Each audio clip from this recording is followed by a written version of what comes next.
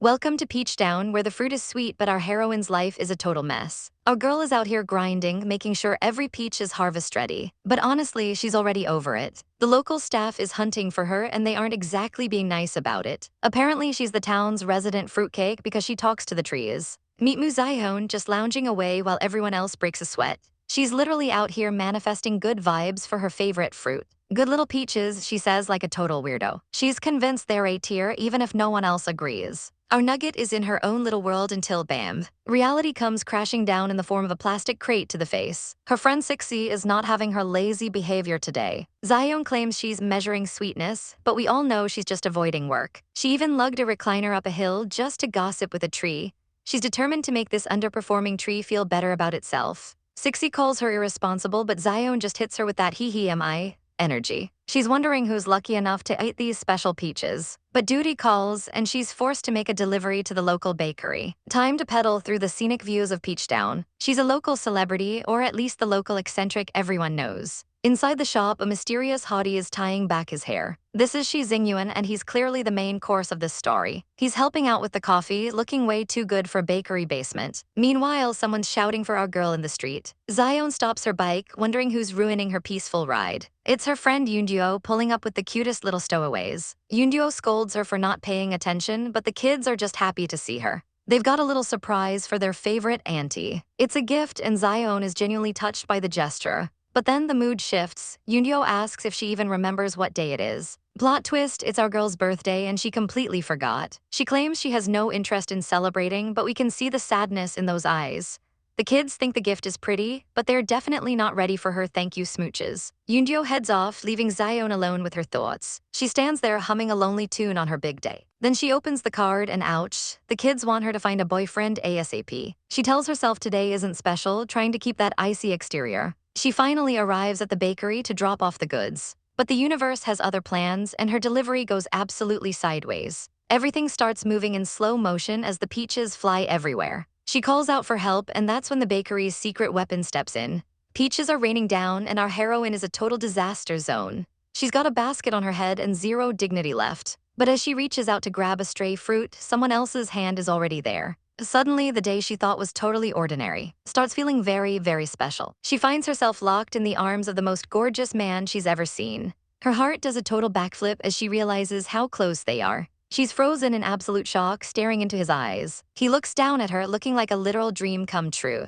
"Are you hurt?" he asks, and honestly, we're the ones who need a doctor. In that one moment, our poor heroine realizes that her birthday might not be so bad after all. Talk about a lucky catch, this is exactly the spark our girl needed. Happy birthday to her indeed. Our girl and the baker are bonding over a peach that survived a fall. Lass thinks it's destiny, and Xingyuan can't help but be intrigued by this chaotic energy.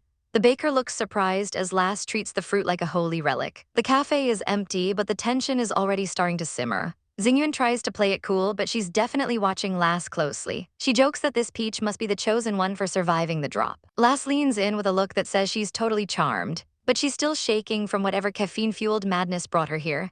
The boss, Mr. Wang, is absolutely obsessed with his new hire. He calls Xingyuan a literal treasure who can handle plumbing and pastries with ease. She works like lightning, turning these peaches into jam before the sun even sets. Xingyuan is just a temp passing through, and Wang is already heartbroken about her leaving. He's literally crying over how talented she is, which is a total mood. Lass tries to cheer him up, saying Peachtown is growing and someone suitable will stay eventually. Prep is done and the ingredients are ready for the night shift. Xingyuan gets ready to close up, looking like the coolest baker in existence. A customer notices Lass is gone, leaving a literal void in the shop's atmosphere. Xingyuan brushes it off, but her mind is clearly elsewhere. She can't stop thinking about that weirdly charming girl. Her fingers linger on the peach Lass was obsessing over earlier. Back at the staff building, the sound of a clicking mouse fills the air. Our heroine is hard at work on the Summer Peaches campaign, and she's feeling like a genius. Her coworker isn't buying it, calling the hot loves theme totally cliché. Lass is too lazy to fall in love, claiming she wouldn't even leave the AC for a movie star. She's basically a professional napper at this point, ignoring all responsibilities. The office is quiet, but Lass suddenly feels a chill. She lets out a dramatic scream that probably woke up the neighbors. The clock is ticking, and she realizes she forgot something massive. She touches her earring, the realization hitting her like a freight train. She sprints out of there, shouting that it's super, super important. Her phone dings with a notification, but she's already gone. Xingyuan is just about to lock the doors for the night, but a pair of hands slam against the glass, stopping her in her tracks. It's Laz, looking breathless and totally desperate. She begs for one last thing before the shop closes for good. It's her birthday, and she realized at the very last second that she needs a cake. Xingyuan looks at her, totally caught off guard by the request. They stand on opposite sides of the glass, the atmosphere getting heavy. There's no time for a sponge cake, but Xingyuan isn't about to let her go empty-handed. She decides to use a cheesecake base and get creative with the decorations. Lass watches from the counter, acting like she's watching a high-stakes surgery. Xingyuan gives her a soft smile, clearly amused by her lack of self-awareness. She uses the stewed peaches Lass delivered to make a one-of-a-kind flavor. Our girl is practically climbing over the counter to see the masterpiece in progress. Xingyuan tells her she has zero boundaries, but Lass just takes it as a compliment. The baker works with a focused intensity that's honestly kind of swoon-worthy. Lass stares into Xingyuan's eyes, mesmerized by the whole process. Xingyuan notices Lass's hair is getting in the way and reaches out. She wants to tie it up neatly, but Lass stops her. Lass thinks the messy look is much prettier, making Xingyuan blush furiously. The teehee energy is strong, and Xingyuan is losing her cool fast. She asks Lass how old she's turning to write the message. Lass says 27, and Xingyuan's hand slips, causing a massive icing fail. The baker is shook, unable to believe this chaotic girl is nearly 30. She packages the cake anyway, still reeling from the age reveal. Lass admits she has no idea how a 27-year-old is supposed to behave. Xingyuan goes quiet, looking at her with a gaze that says she's in serious trouble. She finishes the box, but the moment isn't over yet. Lass looks up, and for once, she's actually being still. Xingyuan leans in close, telling her she's doing fantastic just the way she is. She gently brushes the hair from Lass's face, her touch lingering for a heartbeat. "Happy birthday, Lass," she whispers, and the world basically stops. Our poor heroine is completely frozen, her brain short-circuiting. She manages to stammer out a goodbye and hurries away before she explodes. Xingyuan watches her go, realizing she forgot to give her the candles. She stares at the door, feeling like something major just happened. She doesn't even know the girl's name, and it's already driving her crazy. Lass arrives home in a daze, barely acknowledging her roommates. They ask if she had a good time, but she's on another planet right now. They think she's acting strange, which is par for the course for our girl. Even the cat is judging her as she stares blankly at her phone. Alone in her room, Lass opens the box to reveal the most beautiful cake. It's a work of art made just for her in the middle of the night. She takes a bite, and the taste of the peach is absolutely heavenly. She touches her shoulder, still feeling the phantom warmth of Xingyuan's hand. She looks in the mirror, her face turning a deep shade of red. She can't believe a person like that actually exists. Someone she just met, yet already feels a deep regret at leaving. Her eyes are wide as the realization of her feelings starts to sink in. She collapses onto the floor, totally overwhelmed by this new crush. Meanwhile, back at the shop, Xingyuan is cringing at her own boldness. Xingyuan is handling business at the bakery like a total pro, making sure every transaction is tallied up. Her boss is already dreading the day she leaves, practically begging her to stay in their small town just a little longer. But our girl has work to do, packing up milk tea and cakes for a fresh delivery. She gives the boss a stern look, telling him to actually watch the shop while she's gone. Honestly, her commanding aura is enough to make any adult sweat. As she rides through town, she can't help but wonder how long these peaceful, easygoing days will actually last. With her earbuds in and the music pumping, she's in her own world as the green scenery blurs past. It's a total vibes, but we know drama is always right around the corner. She pulls up to the local research farm, and who should she spot but our other leading lady? Xiaoen is busy having a main character moment with an ice cream bar in the shade. She's staring at a farm poster like it's her mortal enemy. Seeing a corner peeling off is enough to drive her crazy, so she tries to smooth it out. She leans against the board, completely oblivious to the visitor approaching. Xingyuan breaks the silence, asking for directions to the staff building. The second Xiaoen looks up, the sparks are practically flying. Xingyuan looks absolutely stunning as she removes her helmet, and Xiaoen is definitely feeling the heat. Xingyuan admits she had a hunch she might find her working here. Xiaoen awkwardly points the way, trying her best to keep her cool. Xingyuan thanks her with that signature chill energy. But before she leaves, she decides it's time for proper introductions. She introduces herself as Shi Xingyuan, explaining the meaning behind every character of her name. Xiaoen can only watch with wide eyes as her new crush rides away. She tells herself to stay grounded and not chase after what leaves, but we all know that ship has already sailed. Xingyuan drops off the goods at the staff building, ready to head back. But the staff there won't let her leave without a stack of promotional flyers for the shop. They insist the bakery boss won't mind handing over the heavy load. On her way out, Xingyuan spots the staff notice board and can't resist a peek. She's searching for a familiar face among the many photos. Suddenly, footsteps approach from the stairs. Xingyuan is still deep in thought, scanning the rows of names. She wonders why she can't find Xiaoen's face anywhere. And then there she is, the farm director herself hidden in plain sight. But Xiaoen is right behind her, catching our girl red-handed. Our poor heroine is caught in 4K and looks beyond flustered. Xiaoen tries to introduce herself properly this time, her face turning pink. She explains her name means gratitude, which is honestly adorable. But then Xingyuan points out her energetic photo on the board, and Xiaoen wants to evaporate on the spot from the embarrassment. Later, Xingyuan is back at the hotel, dealing with her aunt's nagging about scholarships and the future. She's used to being on the move, but the pressure to settle down is getting real. She dodges the heavy conversation and heads out for another day of the grind. That do not disturb sign is the only peace she gets. The morning market is buzzing with delicious food and the smell of noodles. Xingyuan grabs a quick breakfast, trying to fuel up. Nearby, an elderly neighbor is busy watering her garden with a hose. She recognizes our girl from the bakery immediately. She starts raving about those rose pastries, and Xingyuan can't help but be polite to the sweet lady. Suddenly, a shout rings out across the street. Xingyuan looks up just in time to see a student drop their book while riding past. The kid is oblivious, but Xingyuan is on the case, watching the book tumble. She picks up the language arts book, and guess who's nearby? Xiaoen is back at her favorite hobby, fixing that stubborn poster with a glue stick. Xingyuan watches her, wondering if the farm director is always this hands-on with the chores. Xiaoen takes a sip of her drink, trying to act natural despite the tension. She finally works up the courage to apologize for being weird on Xingyuan's birthday. Xingyuan is totally chill about it, which only makes Xiaoen more nervous. But then Xingyuan drops a bomb, asking what she meant by "what a shame." Xiaoen panics, shaking her head and refusing to elaborate. Xingyuan gives her a long, searching look that says everything and nothing. The air is thick with the sound of cicadas and unspoken feelings. They stand there in a comfortable yet charged silence by the poster. Xingyuan eventually has to head back to the bakery to help out. She walks toward her scooter, leaving Xiaoen behind. She's ready to ride off, checking her phone one last time. But Xiaoen calls out her name, stopping her in her tracks. She asks if Xingyuan will stay long enough for the upcoming town fair. Xingyuan isn't sure she'll be in town that long, her hand tightening on the grip. Xiaoen mentions the theme is romance, wondering if a single person like her even belongs there. Xingyuan just gives her a knowing smile that could melt ice. She tells her that being single is exactly how you meet someone to start a romance with.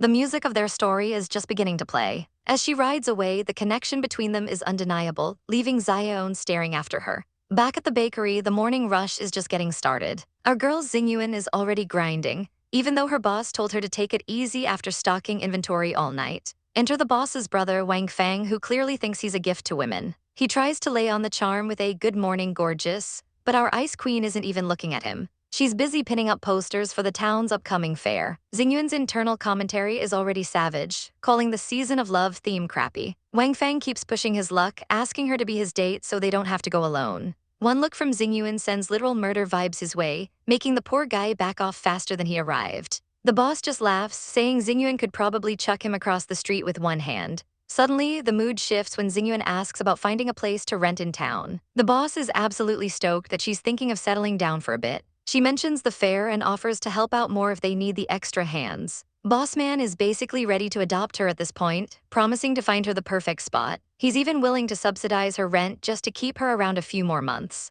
But while the poster says you have to be single to find romance, our girl looks like she's got a lot more on her mind than just dating. A sudden ding from her phone kills the vibe. It's a message from her second aunt, and it's clear family drama is brewing as she stares at a message about her dad. Meanwhile, over at the town office, our energetic heroine Mu Xiaoen is wrapping up a serious business meeting. They're planning to expand the fair with more stalls and crafts. Everyone is praising Xiaoen for being a far-sighted director, but she's just trying to keep it professional. The conversation turns to the bakery's new star employee, and the team is raving about how well her peach products are selling. Xiaoen gets all flustered, worrying if the temporary worker will even stay until the fair starts. Her colleague Sixi casually mentions she'll just send her a WeChat message to ask. Xiaoen nearly has a heart attack. How on earth does Sixi already have her contact info? Our poor girl is dying inside because she was too shy to ask for it herself. She tries to play it cool by forbidding Sixi from messaging her, but Sixi just flashes the phone showing she's already got the ID. Xiaoen bolts out of the room in a total panic, leaving her coworkers wondering if she's actually been possessed. Back at her desk, she's obsessively tapping her phone. She's cringing at how embarrassing she was, and tells herself there's no point in asking since Xingyuan is leaving anyway. She keeps tapping away in frustration, until ding, a message pops up from Shi Xingyuan herself. Xiaoen's eyes nearly pop out of her head. She's screaming that it's a miracle while her coworkers just watch the chaos unfold. Over at the bakery, the girls are officially connected on WeChat. Xingyuan is actually smiling while reading the messages, and she's got a full-on grin that she's trying to hide behind her phone. Her boss catches her in the act and calls her out for acting weird. She tries to pivot to packaging cookies to avoid the interrogation. But then the boss spots an old peach in the fridge and offers to toss it out. Xingyuan slams that fridge door shut with the strength of 10 men. She claims it's her peach and she'll handle it, looking suspicious as hell. She stands guard over that fridge while the boss goes to help a customer. She peeks inside at the fruit and gently reaches for it. Looking at that peach, she's hit with a sudden flashback of how beautiful Xiaoen looked. The memory is so intense she accidentally makes a loud noise, startling the boss. She's leaning against the fridge, heart racing and totally chaotic. She wonders why she's acting like she's about to be caught. She can still hear Xiaoen's voice saying, "Found you." Remembering the way the girl looked at her, it felt like Xiaoen just fell from the sky like a ripened peach. But the sweet moment is shattered by another notification. The message from her aunt is venomous, calling her disgusting. We get a glimpse into a dark past where Xingyuan was shamed and rejected for who she is. The hateful words pour in, telling her to just go die, and calling her a dirty thing. Xingyuan is visibly trembling, the trauma hitting her like a physical blow. Outside, the bakery is bustling, but on her phone, the abuse continues. Her family is telling her she shamed them all. A poor girl puts back on her icy mask, caught between the memory of someone who thinks she's a miracle and a family that thinks she's a mistake. Xingyuan is lugging shopping bags, feeling the weight of a heavy choice. Her phone is blowing up with messages from the farm, asking if she's finally decided to stay for the fair. A girl starts typing a rejection, though her heart clearly isn't in it. She can barely look at the screen, letting out a frustrated sigh as she locks her phone and tries to move on.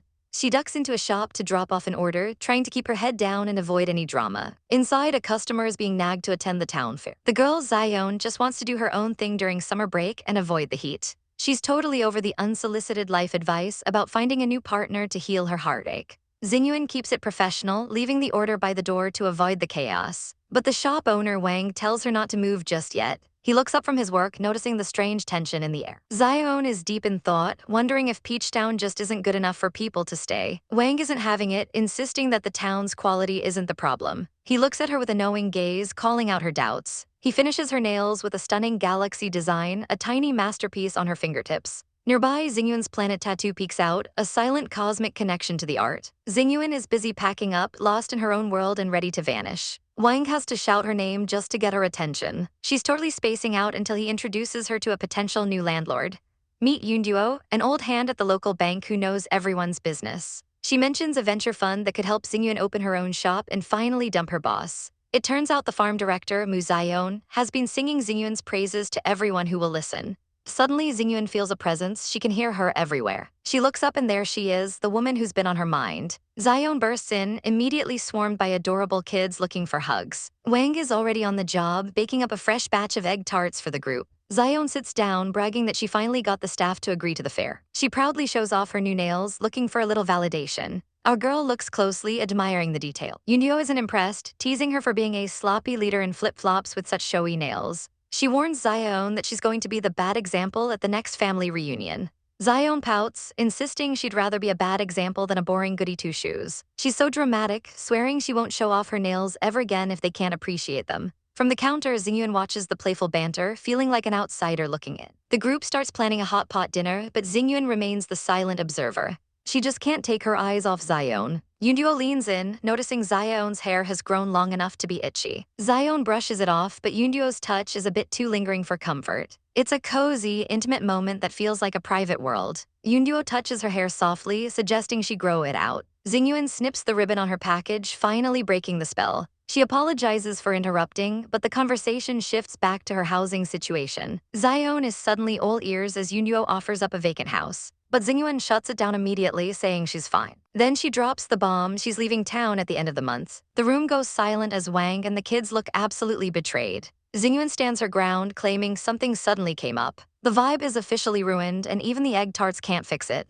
Yunduo backtracks, saying she doesn't have the energy for short-term rentals anyway. Xingyuan makes a quick exit to deliver a cake, leaving the others to process the news. The rest of the gang heads out for dinner, leaving a tearful Wang behind. He's the only one truly mourning the loss. They hit up a local skewer hot pot joint to drown their sorrows. The broth is bubbling, but the tension is even higher. Sixi is starving and tired of Yunduo's pickiness over the broth. They try to enjoy the meal, but the atmosphere is heavy with unspoken thoughts. Even the beautiful river view can't distract them from the drama. Xiaoen is completely spacing out again, ignoring her food. Her friends call her out for acting weird lately, even at the farm. Yunduo just sips her drink, watching the wheels turn in Xiaoen's head. Suddenly, Xiaoen makes a wild offer. She'll manage the rental property herself if Yunduo lets Xingyuan stay. The table goes dead silent as they stare at her in disbelief. Even the birds by the river seem to stop to listen to this chaotic proposal. Sixi is absolutely floored by this sudden burst of effort from her friend. Xiaoen scrambles for excuses, claiming she's just worried about a young lass staying in a budget hotel.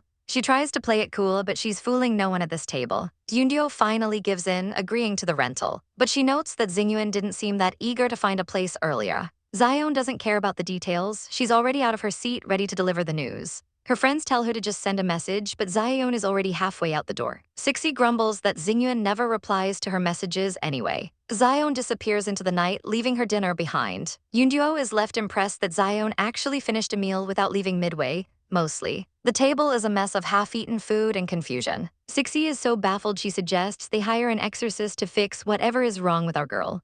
Our girl is busy in the kitchen, but she's clearly distracted by her own heavy thoughts. The pot suddenly boils over and she gets a nasty burn, letting out a frustrated hiss. She tries to play it cool, but that definitely stung more than she's willing to admit. She rushes to the fridge, desperately looking for anything cold to numb the pain. Her eyes are filled with a mix of exhaustion and a longing for something she can't quite name. She grabs a cold drink, hoping for some relief from the physical and emotional heat. As she holds it tight, her mind starts to drift back to a much softer time. She stares at the cold object, and suddenly memories of her past come flooding back in waves. She remembers a gentle voice asking if her nails looked pretty, a moment of pure, unadulterated vulnerability. Our heroine used to be so careful, painting those delicate fingers with such devotion and care. Back then, every touch felt like it meant the entire world. She can almost feel the phantom weight of that hand resting in hers even now. A voice from the past whispers that she really makes people worry too much. But the dream is shattered the moment someone calls out her name. Startled, she accidentally crushes what she's holding, making an absolute mess of the counter.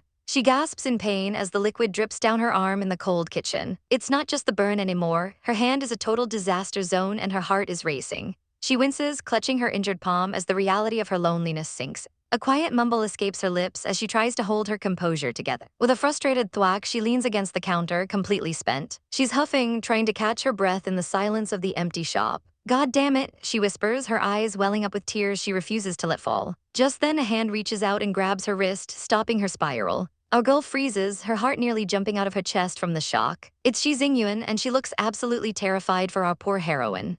Xingyuan immediately notices a splinter stuck deep in the wound and moves to help. Our girl can't believe her eyes. Is she really here looking for her? The tension in the air is thick enough to cut with a knife as they share an intense look. Xingyuan softly asks if the nails look pretty, bringing the flashback crashing into the present. Our girl frantically shows off her glittery nails, explaining she's wanted to show them off all day long.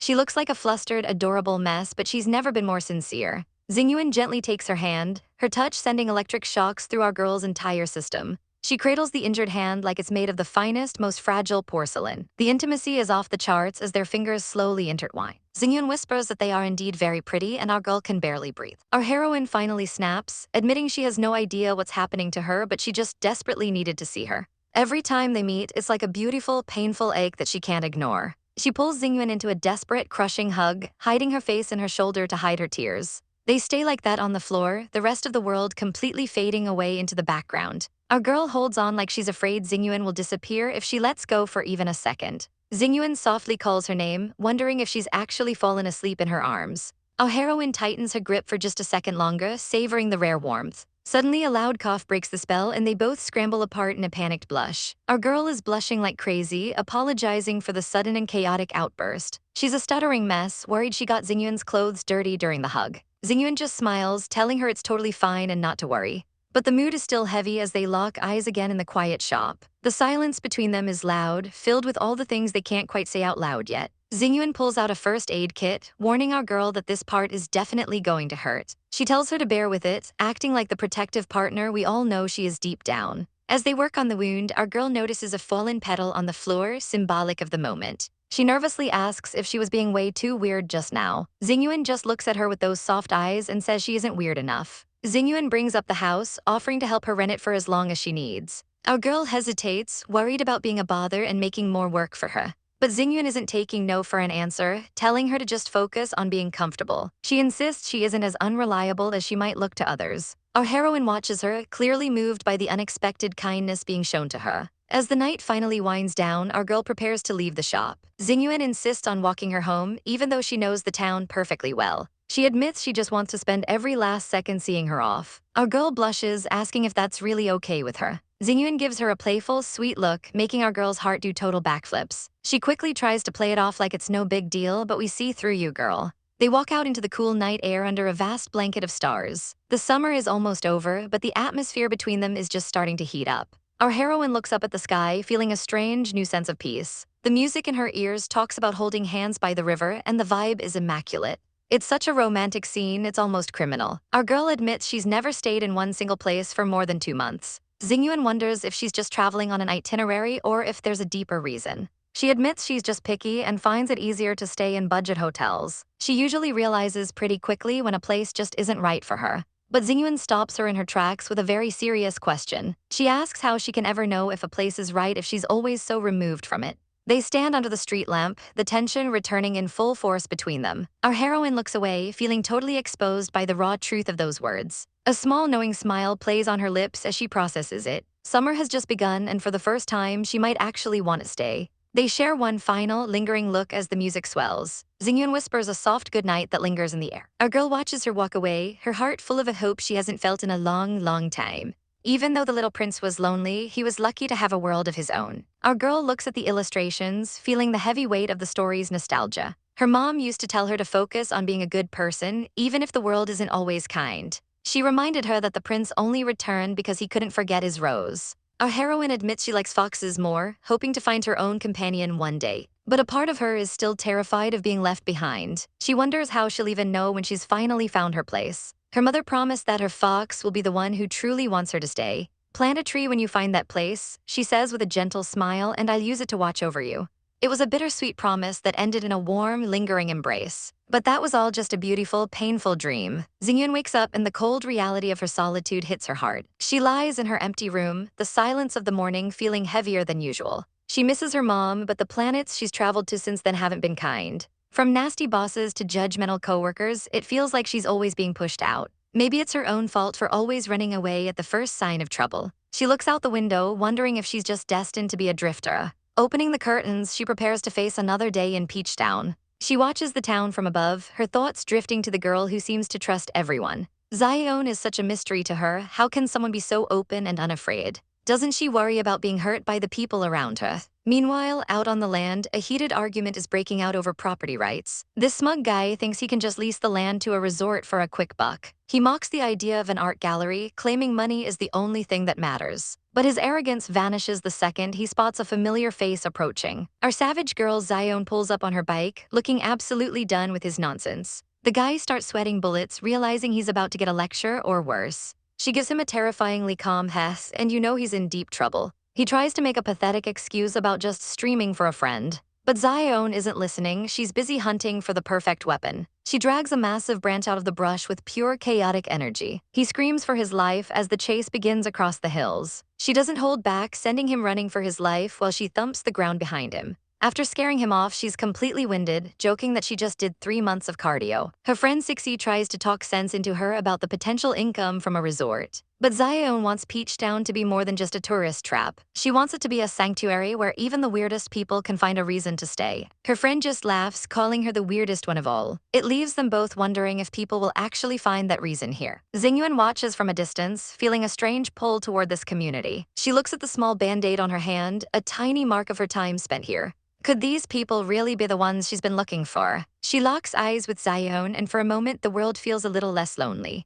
Back at the farm, the preparations for the big event are in full swing. Xiaoen is on top of everything, making sure every document and vendor is ready. She snaps at her staff for asking about the bakery for the 100th time. She's stressed, but she's determined to make this youth program a success. Over at the Prince Bakery, things are a bit quieter but just as tense. Xingyuan is helping out, though she's clearly distracted by the upcoming meeting. The baker notices her mood and tries to lighten the atmosphere. She heads outside to set up the sign, her mind still wandering. Suddenly, a familiar face appears. It's the guy who did her nails. He greets her with a shy smile, looking a lot more professional than before. She immediately blunts him by calling him manicure guy, which is such a savage move. Turns out Mr. Bai is actually the local art teacher and designed their shop's sign. The baker apologizes for her being peevish, but Mr. Bai doesn't seem to mind. He can tell that something has been weighing heavily on our girls lately. They chat over coffee, discussing how the youth program might be struggling. He hints that Xiaoen is worried about someone essential who won't stay. Xingyuan listens intently, realizing that essential person might just be her. The guys continue their gossip, unaware of how much their words are hitting home.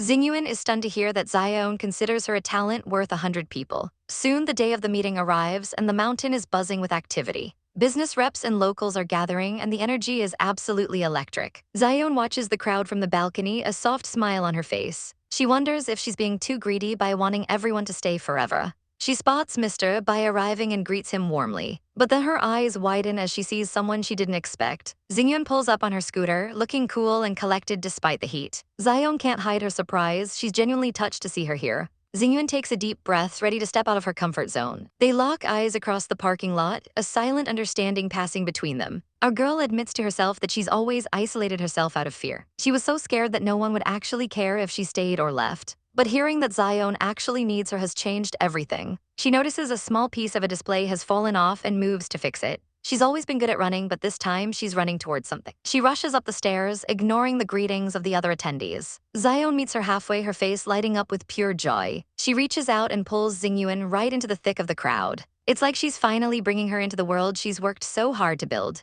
A tube of glue sits nearby, a perfect metaphor for the bond they are mending. Xingyuan realizes she's finally ready to stop running and listen to the voice of someone who cares. They stand side by side, two weird people finding their place on this planet. They even notice they both dressed up professionally for once, sharing a sweet, awkward laugh. Our girl is in full boss mode, pitching a limited edition product line for the upcoming regional fair. She looks so professional and focused that Shi Xingyuan can't help but stare, realizing there's way more to her than just being a chaotic landlord. Shi Xingyuan is completely captivated by this version of Mu Xiaoen. Yang leans in to whisper that our heroine is like a totally different person when she's working. Shi Xingyuan starts to wonder who she really is under all those layers. Yang tries to make a joke about his stutter, but the atmosphere is way too serious for that. Mu Xiaoen isn't having it and snipes them with a piece of chalk for gossiping in the back. She demands their full attention, showing that she's not to be messed with during business hours. Once the meeting wraps up, everyone is pumped to make this year a massive success. As the merchants head out, the beautiful scenery of the farm sets a peaceful tone. Yang tries to score a ride home on Shi Xingyuan's scooter, but she's clearly distracted. Our girl looks exhausted after the presentation, her professional mask finally slipping. She starts bickering with her assistant about who's doing the heavy lifting.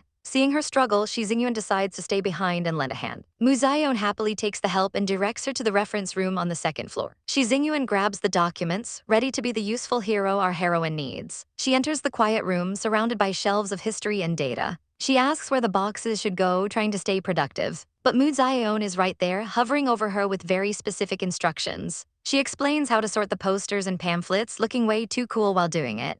Shi Xingyuan starts organizing the piles, but the tension in the room is starting to get thick. She asks if the boss is actually going to help or just keep watching. Mu Xiaoen shamelessly admits that being the boss means she just gets to watch people work. They start discussing the new shop location, and our heroine mentions she'll be checking it out soon. The mood shifts into something softer as they stand side by side. They work together in silence, the air practically buzzing with unsaid words. Mu Xiaoen suddenly remembers to check on Shi Xingyuan's injured hand. Shi Xingyuan insists it's already healed, but Mu Xiaoen isn't convinced. She grabs her hand to inspect it, noticing a bandage that shouldn't be there if it's fine. Our heroine holds her hand so gently it's enough to make anyone swoon. She leans in close, asking if she can take the bandage off, and the heart-thumping ba-dump sounds are practically deafening. They are inches apart, and the romantic tension is absolutely savage. It feels like the world has stopped as they stare into each other's eyes. Mu Xiaoen is searching her face for any sign of pain or something else. She decides to leave the bandage alone for now, but the mood is already set. Their hands linger together, neither wanting to pull away.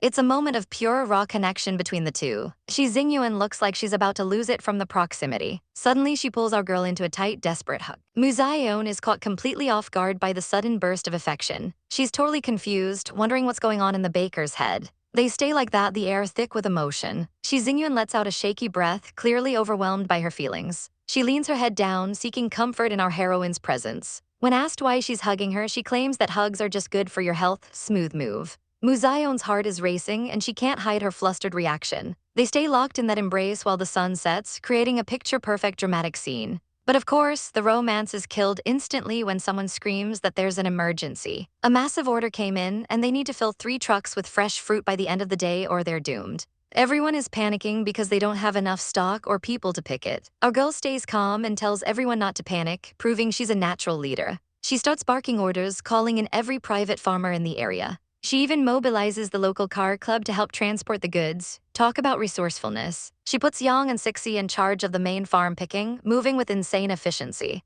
She coordinates the stock count, making sure they don't leave themselves completely empty. Everyone rushes up the mountain, the entire village coming together for the cause. Sixi is surprised to see an extra pair of hands joining the fray. It's Shi Xingyuan, looking absolutely savage in a tank top and ready to put in the work. The picking is chaotic but fast, with crates moving as quickly as possible. Xiaoen grabs a megaphone to keep everyone's spirits up and tease the slow workers. To raise morale, she decides to play some music over the speakers. But she accidentally plays a super suggestive song, causing a moment of hilarious chaos. She quickly switches it, but the damage is done and everyone is cracking up. Sixi explains to Shi Xingyuan that despite the goofiness, Xiaoen is the one who built this entire program from the ground up. She's constantly working to make the town a place where talented young people want to stay. Shi Xingyuan feels a pang of guilt, realizing how much pressure our heroine is actually under. Sixi reassures her that the town really needs someone as dedicated as she is. Shi Xingyuan listens intently, her respect for our girl growing by the second. She asks why Xiaoen is so committed to this youth program. We see a flashback where Xiaoen gives a totally ridiculous reason for the program during an interview. Sixi sighs, admitting that half the time she has no idea what's going on in that girl's head. Shi Xingyuan keeps working, pondering the mystery that is Xiaoen. They manage to finish the job just as the sun begins to set. Xiaoen calls everyone back for a final meeting, looking satisfied with the day's work. But then she suddenly runs off to check on her precious tree, leaving everyone confused. She stops to thank Shi Xingyuan and promises to send her a stipend for the help. Shi Xingyuan watches her go, a strange feeling blooming in her chest. She asks for a moment to walk around the orchard alone to clear her head. She wanders through the rows of trees, the golden hour light making everything look magical. She takes a deep breath, trying to process everything that happened in the reference room. The breeze is cool, but her thoughts are still racing. She tells herself to get it together and stop overthinking. She walks deeper into a restricted area of the farm. She finds a sign for experimental trees, realizing she strayed quite far. She peeks through the branches, drawn to something in the distance. She spots a hidden clearing by the water. There stands a massive, beautiful peach tree that looks like it belongs in a fairy tale. But as she gets closer, a sharp voice tells her to stay away. She freezes in shock, wondering who else could be out here in this secret spot. Xiaoen is hiding out in the orchard, praying the bugs don't find her. She's practically bathed in mosquito repellent just to survive this midnight stakeout. Suddenly, a voice cuts through the leaves, and she realizes Xingyuan is already lounging in the branches above. Xingyuan has strong opinions on these lower-grade fruits, claiming they deserve a better fate than a food factory. Our girl listens as Xingyuan waxes poetic about turning them into cheesecake jam. Looking absolutely ethereal in the dappled light, Xiaoen tries to stay balanced on her branch, wondering who could possibly appreciate these peaches. "Give them to me," Xingyuan says, making Xiaoen's heart skip a beat. Our heroine is so startled she nearly jumps out of her skin. Her foot slips, and for a second she's airborne. But Xingyuan is fast, catching her in a move that is straight out of a romance novel. The tension is thick enough to cut with a knife as they lock eyes. Xiaoen tries to act savage, accusing her of eavesdropping. But Xingyuan just smirks, mentioning she coincidentally knows a mean cheesecake recipe. She calls herself the chosen one for these peaches, leaning in close enough that Xiaoen can count her eyelashes. They settle back into the tree, the atmosphere completely changed. Xiaoen is blushing like crazy, telling Xingyuan to just pick the fruit herself if she's so invested. As Xingyuan gets to work, Xiaoen starts rambling about the birds that ruin the crop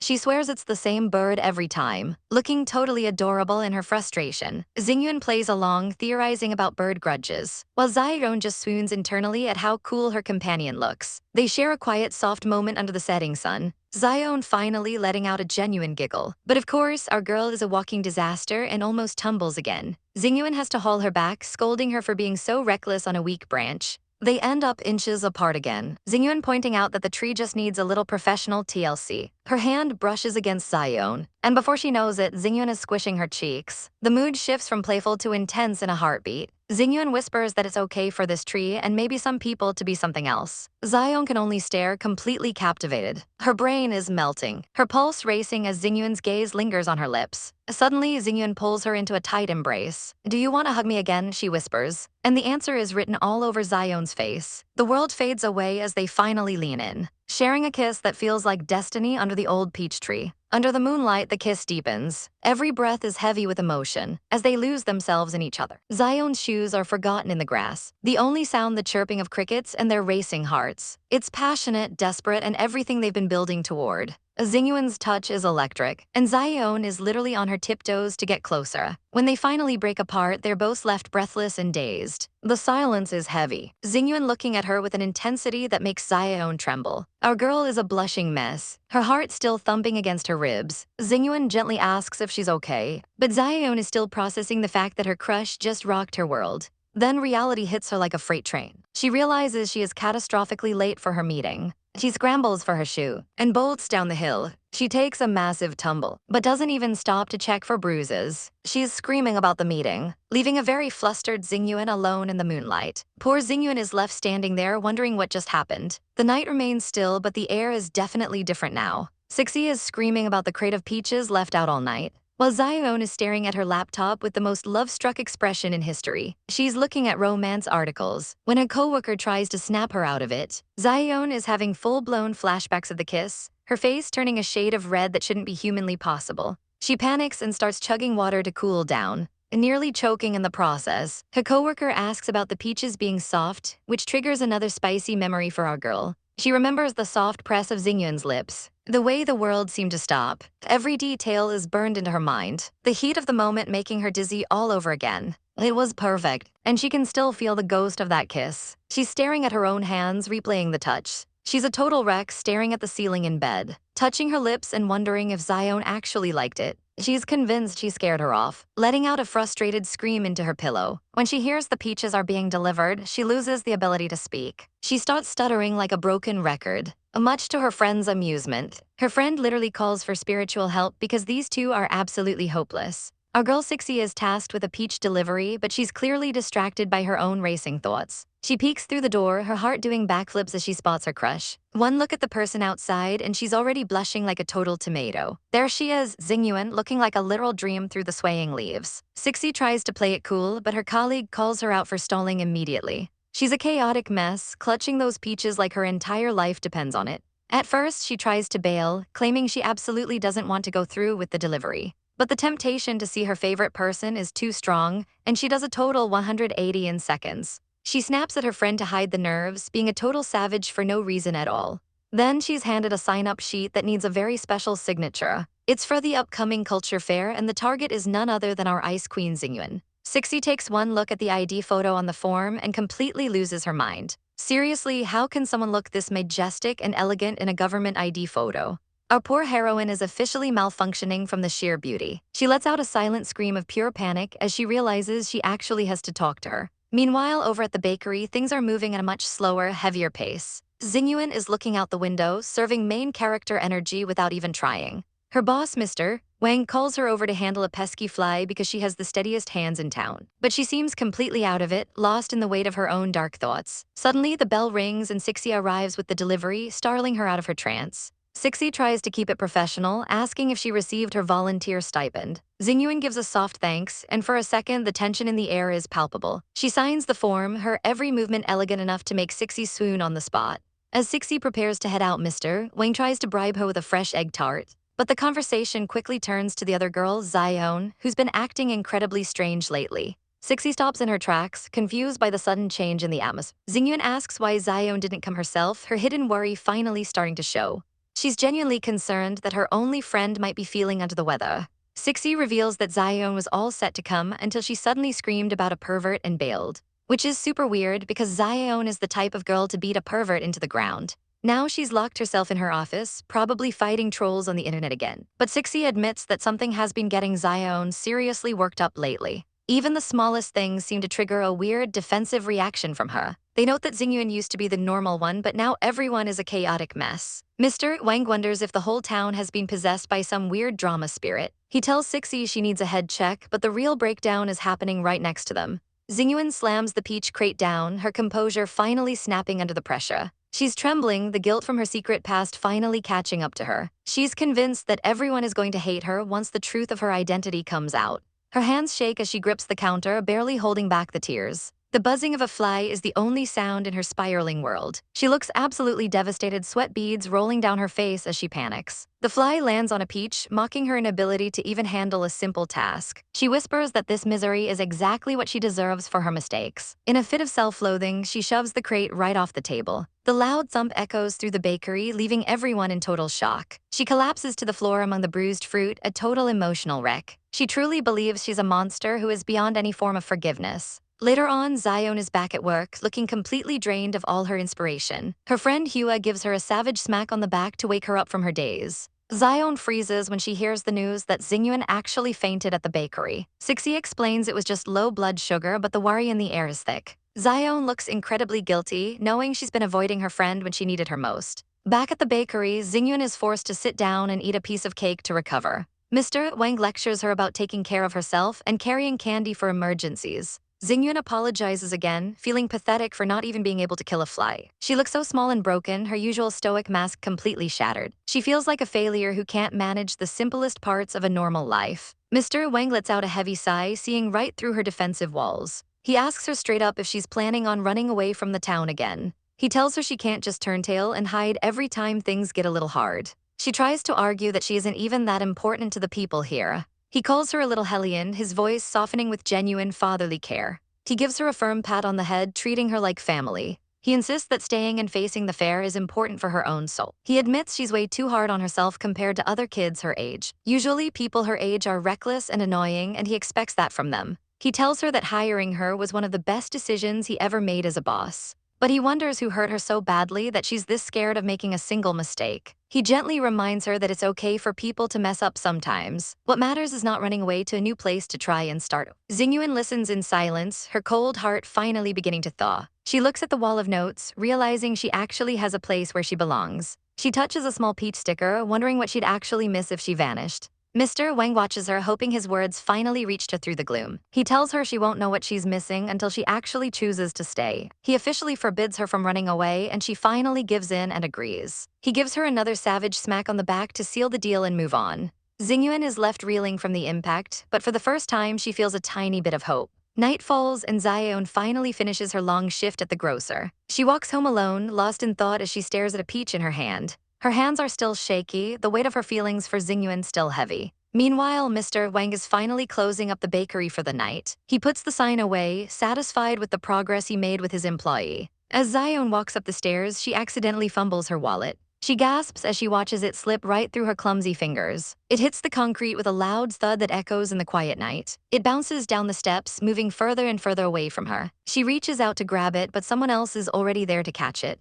Her eyes widen as she realizes who exactly is sitting there in the shadows. She looks down the long staircase, her heart nearly stopping in her chest. It's Xingyuan sitting right there on the steps waiting for her to come home. She holds up the wallet, and the tension between them is absolutely electric. Night air is thick with tension as our two leads share a quiet moment under the moonlight. They find a spot to sit on the cold stone steps, but the atmosphere between them is anything but chilly. Xingyuan nervously reaches out, offering a small, mysterious case. It's a gift he's been holding on to, hoping it might make things right after their chaotic encounter. Our heroine looks at him, sensing the vulnerability behind his usual confident mask. He stammers out that he heard her blood sugar was low and got her some special handmade milk candy. It's sweet, rich, and honestly way too thoughtful for a guy who usually acts like a total brat. Our girl holds the case, realizing just how handy this will be for her frequent emergencies. As she tries to make a quick escape with a hasty goodnight, Xingyuan stops her, looking like a kicked puppy. He finally finds the courage to apologize for what happened yesterday. But our savage heroine doesn't let him off easy, bluntly bringing up the kiss that left them both reeling. He immediately lunges to cover her mouth, terrified someone might hear their scandalous secrets in the quiet night.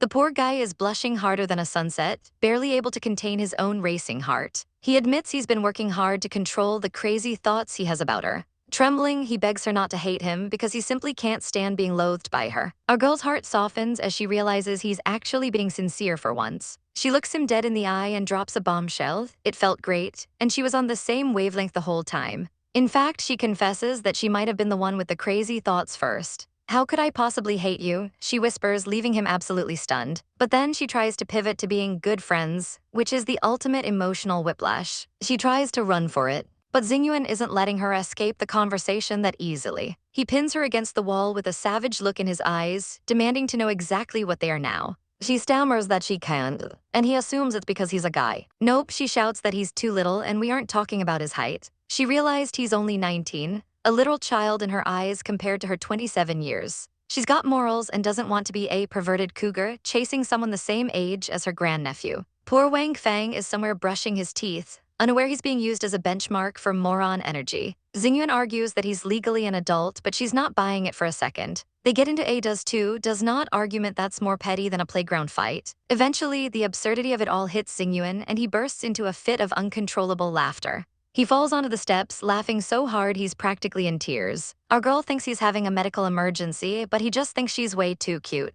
He suddenly pulls her into his lap and the tension is back at an all-time high. He declares that he's going to earnestly pursue her in the open from now on. When she calls him shameless, he reminds her that kissing takes 2 sets of lips, so she's just as guilty. She storms off, calling him an immature kid, but stops to give him one last HMPH from around the corner. Xingyuan sits alone, a triumphant smile spreading across his face. But wait, she comes back one last time. She drops the ultimate truth bomb, "I like you," before disappearing into the night for real this time. Xingyuan is left absolutely frozen, his heart probably exploding in his chest. Our heroine walks away, leaving her suitor swooning in the moonlight. The man hands over the last of the goods for the day. He tells our heroine she's done for now, but she has one burning question on her mind. If Wang Feng is 2 generations younger than Mu Zaiyon, then what does that make her? Technically, she's so high up the family tree that half the town should be calling her grandaunt. Our girl's jaw drops at the thought of being a village elder at only 19. The guy just laughs, saying it's all about context. He jokes that no one would ever treat a teenager like a proper grandma.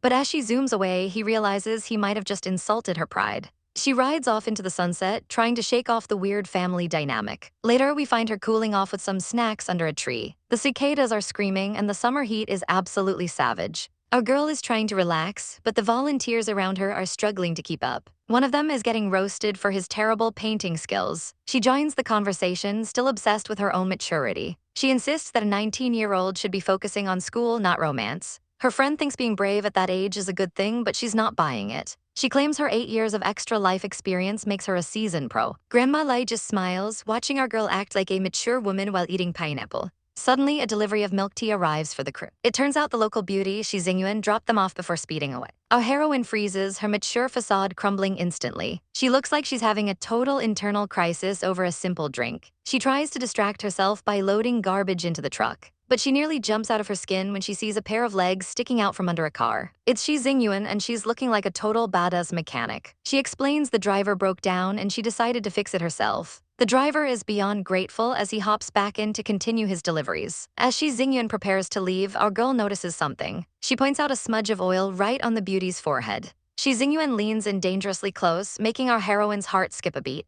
She claims she can't see it and asks our girl to wipe it off for her. Our heroine's hand is literally trembling as she reaches out. She carefully wipes the grease away, trying to stay professional while dying inside. She tells her to go clean up properly, and as Shi Xingyuan walks away, our girl is left a blushing mess. The volunteer work continues with a massive mural painting. Grandma Lai insists everyone stays for dinner, and our girl isn't about to say no to a home-cooked meal. She demands her favorite twice-cooked pork like a spoiled princess. Soon, she's sitting at the table with Shi Xingyuan. The beauty starts eating like she's been starving for weeks. She's sweating and huffing from the spicy food, but she loves every bite. After the meal, the two of them head out to tackle the mountain of dishes. Our heroine watches her intently, noticing how serious she looks in the moonlight. Shi Xingyuan catches her staring and jokes that she's being cold. But then she brings up the promise from this morning. She leans in close, claiming there's still a sticky spot that needs wiping. The tension is thick enough to cut with a knife. Our girl is panicking as the beauty closes her eyes and waits. But it turns out to be a total tease. Our girl snaps, calling her a greasy sleaze who's clearly played this game before. Shi Xingyuan is genuinely offended, pulling out her phone to show her transcripts. She swears she was a total nerd who only studied and worked. Our girl realizes they were just on completely different levels at the same age. Grandma just watches them bicker like an old married couple while the cat naps. Our girl is currently showing off her world-class skills in a watermelon seed-spitting contest.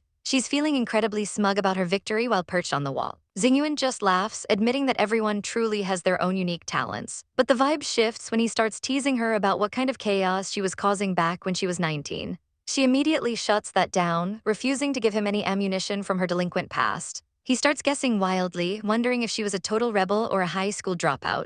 Our poor heroine is sweating bullets as he hits a little too close to home with his gap year jokes. After the snacks are gone and the rinds are cleared, A heavy silence settles between them under the night sky. She snaps at him to stop laughing, but he's clearly lost in thought. Even Peachy the cat is feeling the restless energy, acting like a total fluffball of chaos. Xingyuan suddenly gets serious, whispering that he feels incredibly lucky. He tells her she's like the sun, and her light makes him painfully aware of all his own flaws. The tension is so thick you could cut it with a knife as they lock eyes. He asks if she's okay being his life raft, even though he knows he's a broken person. He reaches out, his hand trembling as he tries to find something to anchor him. He's finally found something to believe in, and it's her. He leans in, the world around them fading away as he asks if he can just hold on to her. But of course, the romantic moment is immediately ruined by a loud meow. Peachy has decided that the date is over and it's officially time to head home. They pack up and head out, the city lights blurring past them on the scooter. As they ride through the night, our girl feels a strange sense of peace. She teases him, saying he's like a sturdy little pony carrying her home.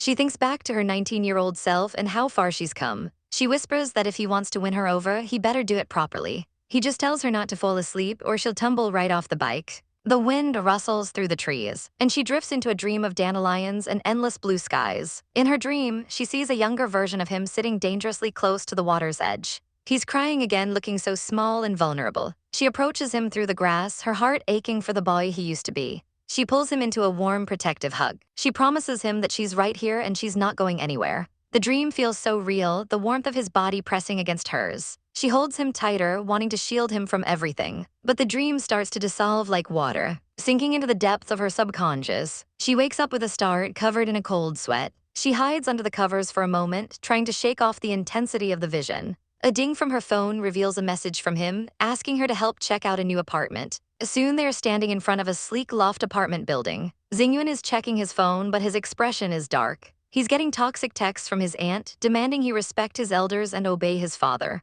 He doesn't hesitate for a second and hits the mute button like a total savage. He turns his attention back to the apartment, asking our girl what she thinks. She's already made herself at home, rolling around on the giant new bed. She promises him the most relaxed experience ever in this new space. Then she realizes she's probably messing up the perfectly made bed and freezes. She awkwardly offers to disinfect the whole thing again just in case. Xingyuan just looks at her with such softness, telling her how grateful he is for everything. They look out the window at the sprawling views, the future finally looking a bit brighter. She tries to play it cool, claiming she treats every visitor this well. He just smiles that devastating smile and says, yeah. Our girl is blushing so hard she's practically glowing. An awkward silence follows as they both realize how domestic this feels. Suddenly, Yunduo bursts in with the printed lease, asking where they are. They both jump up, acting incredibly panicky and suspicious. Yunduo gives them a look that says she sees absolutely everything. They get down to business, looking over the rental agreement. Xingyuan signs the papers, officially marking the first time he's ever rented a place on his own. Yunduo welcomes him to the neighborhood, but she's still got her eye on our girl. He's got all his luggage ready to go, finally cutting ties with his old life. They all sit together in the living room, but the atmosphere is still a bit charged. Yunduo offers to drive our heroine home, assuming the visit is over. But Xingyuan speaks up, saying he needs to stay and work on data for the fair. Our girl immediately volunteers to stay and help, claiming she wants to avoid overtime later. Yunduo leaves them to it, telling them not to stay up too late. The door clicks shut and they are finally alone. Our girl is feeling incredibly nervous because Yunduo is way too sharp for her own good. Xingyuan just tells her to come over and get to work. She dives into the data, trying to focus on anything other than the guy sitting next to her. They grind through the paperwork for hours, the laptop light glowing in the dim room. Outside, Yunduo walks away from the building, pausing for a moment to look back. Her eyes are full of unspoken thoughts as she watches the sunset. The sky turns a deep orange as the day finally ends. Inside, the only sound is the low hum of the air conditioner. Hours pass and our girl finally finishes her share of the work, stretching her aching limbs. She notices that Xingyuan has completely passed out on the floor. She leans over to wake him up, worried he'll catch a cold sleeping like that. But the second she touches him, he suddenly pulls her down with surprising strength. The world spins as she lands right next to him on the rug. He's hovering over her, his eyes half closed and full of longing. He whispers for her not to go. He confesses that he hates the evenings because waking up alone makes him feel so abandoned. That deep-seated fear of being left behind is laid bare. He clings to her like she's his only hope. They lie there on the floor, the boundaries between them completely dissolving. Our girl is stunned, her heart racing as she looks at him. His hand rests over hers, anchoring them both. She sighs, calling him the most troublesome visitor she's ever met. But she doesn't pull away, letting him hold her as they cuddle together in the fading light. The AC is humming in the quiet room. But our girl Xiaoen is wide awake and definitely feeling some type of way. They're tangled up in a way that would make anyone's heart skip a beat. She can't help but stare at Xingyuan's sleeping face. thinking about how peaceful she looks when she isn't causing chaos. Xiaoen slowly sits up, trying not to break the spell. But then she decides to go full weirdo and start sniffing Xingyuan's clothes. Honestly, same girl. She finds a lighter in the pocket and swoons over how cool and cute her crush is. She's completely smitten. Xingyuan's hair is a mess, but to Xiaoen it's art. Suddenly, Xingyuan stirs, complaining that her hand is completely numb from the cuddle session. She sits up looking a bit dazed. Xingyuan is hit with a wave of regret for being so sleepy and missing out on more quality time. Meanwhile, across town, the twins are out cold. Yoonduo is playing the role of the perfect mom, checking in on them. She's juggling a phone call while winding down for the night. It's her ex-husband on the line and the drama is real. He's clearly trying to push her buttons, but she's a savage and shuts down the get back together talk immediately. She hangs up, clearly exhausted by his nonsense. She lights a mosquito coil ready for some peace. But peace isn't on the menu tonight because Xiaoen literally jumps at the window to scare her. Yoonduo doesn't even flinch, roasting her for being so predictable. Xiaoen is actually there to say thanks for helping Xingyuan find a place to stay. Yoonduo is shocked because our girl almost never shows gratitude. She gets serious, asking if Xiaoen really likes this girl that much. Xiaoen's face turns into a literal tomato. Yoonduo drops a truth bomb, saying they aren't a good match. Xiaoen tries to play it off as a casual fling, claiming she's a free spirit. She says it's just a summer thing and they'll go their separate ways. Yoonduo isn't buying it for a second. She reminds Xiaoen of a time she jumped into a cave as a kid just to prove a point. She ended up with broken bones because she acted on pure intuition. Yoonduo warns her that she always runs headfirst into danger. And this time, if she jumps into this relationship, the hole is going to be a lot deeper than a few meters. Xiaoen just laughs it off, insisting she knows what she's doing. She heads home, acting like she's invincible. She waves goodbye, the picture of chaotic energy. But she stops to tell Yoonduo that she's lucky to have a seatbelt friend like her. Yoonduo can't help but smile at her favorite headache. Of course, Xiaoen ruins the moment by asking for another favor for her museum. Yoonduo watches her leave, wondering if she can actually stop the upcoming train wreck. The night is quiet, but the storm is brewing. Back at work, Xiaoen is trying to focus on bakery business. She's checking orders but can't stop thinking about the future. Reality hits her hard. Xingyuan is leaving the moment the fair is over. She looks absolutely devastated. Speak of the devil, Xingyuan shows up looking like a dream. She teases Xiaoen for hiding from her. Xiaoen starts babbling about a secret kiss and panics like a total dork. Before things can get too spicy, the boss calls Xingyuan away. Xingyuan promises to message her tonight, leaving our girl trembling. Xiaoen touches her ear, completely lost in the sauce. But the mood shifts instantly when the boss tells Xingyuan her father called. Xingyuan's soul basically leaves her body. He knows exactly where she is and what she's doing. The boss looks worried, sensing the tension. Xingyuan tries to keep it together, but she's clearly terrified. She finds a private spot and calls him back, and she is not happy. She screams at him for invading her privacy during her gap. But her father is a cold-blooded monster, reminding her that he's the one paying the bills. He tells her to stop wasting her time and get back to the life he chose for her. He demands an answer, and he demands it now. Xingyuan finally breaks, whispering a submissive "yes, father." She hangs up and immediately has a full-blown panic attack. She's gasping for air, sweating bullets as the walls close in. She grips her clothes, trying to find some ground. She has to take her medication just to stop the shaking. She rushes to the sink, splashing cold water on her face to hide the tears. She stands there dripping and broken. She tries to breathe, trying to look human again. Suddenly, a voice calls out. It's Yoonduo arriving at the shop to order a cake for the kids. Xingyuan tries to play it cool, but her hands are shaking so hard she can barely write the receipt. Yoonduo notices immediately and asks if she's okay. Xingyuan lies through her teeth, blaming the phone call. They talk about the apartment, and Xingyuan admits she feels guilty for renting it for such a short stay. She hands over the receipt, her heart still racing. Yoonduo looks her dead in the eye. She asks the one question Xingyuan wasn't prepared for. Have you thought about staying in Peachtown long-term? Xingyuan is completely stunned, and honestly, so are we. The hum of the room is heavy with silence. A radio flickers with the sounds of summer, but it feels anything but warm. A girl Xingyuan steps into the shower, letting the water wash over her trembling frame. She looks exhausted, worn down by secrets she can't share. She stares at her skin, noticing that while the physical wounds are fading, the pain inside is still raw. The cut is gone, but the memory remains. She leans against the cold tile, sitting in the spray as if she could simply disappear. Her peace is shattered by a message from her aunt, reminding her that her scores are about to expire. She doesn't have much time left in this town before she's forced to go back. She sits on the floor, clutching her knees as the reality of her short-term lease sinks in. At work, her boss Wang asks the question she's been dreading. Does she plan on settling down here? He tells her that Xiaoen is genuinely worried about her. Xingyuan grips the counter, her heart sinking. She looks away, unable to meet his eyes. She admits she can't stay in Peachtown for long. She starts apologizing, her voice cracking with guilt. Wang looks at her with a soft, knowing expression. He puts a hand down, telling her he'll pick up the cake tomorrow and that she's free to go. He stops her, saying she never needs to apologize for her limits. Knowing when you can't is actually a sign of growing up. He watches her with a gaze that's far too perceptive for her comfort. Xingyuan is stunned, left standing in the quiet shop. That night, she sits on the floor, finally making the call she's been putting off. She presses the screen with a heavy heart. She tells her family she'll be back once the town fair is over. She has a promise to keep, and then she's gone. The city lights outside feel like a cage closing in. Meanwhile, our heroine Xiaoen is busy buying birthday presents for the twins. She grumbles about having to do the chores her sister forgot. She heads to the bakery to pick up the cake, hoping for a quick trip. But Xingyuan is there, looking like she hasn't slept in days. She ties the ribbon with mechanical precision. The cake is perfectly wrapped, but the tension is thick enough to cut. Xiaoen tries to be the bigger person and invites her to the party, but Xingyuan rejects her instantly. She tells her to just go home, acting like they're nothing but strangers. Xiaoen has finally had enough and grabs her wrist in a savage move. She calls her out for being untrustworthy and standing her up. Xingyuan just looks down, offering another empty apology. She promises to stay out of the way until the fair is finished. Xiaoen is left in shock, watching her walk away into the distance. At the party, the family is in full swing, but the guest of honor is missing. The kids are crying out for their favorite auntie. Yunduo looks worried, knowing the drama brewing under the surface. Xiaoen finally bursts in, playing the hero with the cake in hand. The dinner is loud, chaotic, and full of drinking, but the family immediately starts pestering her about turning 27. They're trying to set her up on matchmaking dates already. Xiaoen laughs it off, drinking way too much to cope. Later, she and Yunduo escape to the balcony. She admits she overheard Xingyuan's family troubles and felt like she made things worse.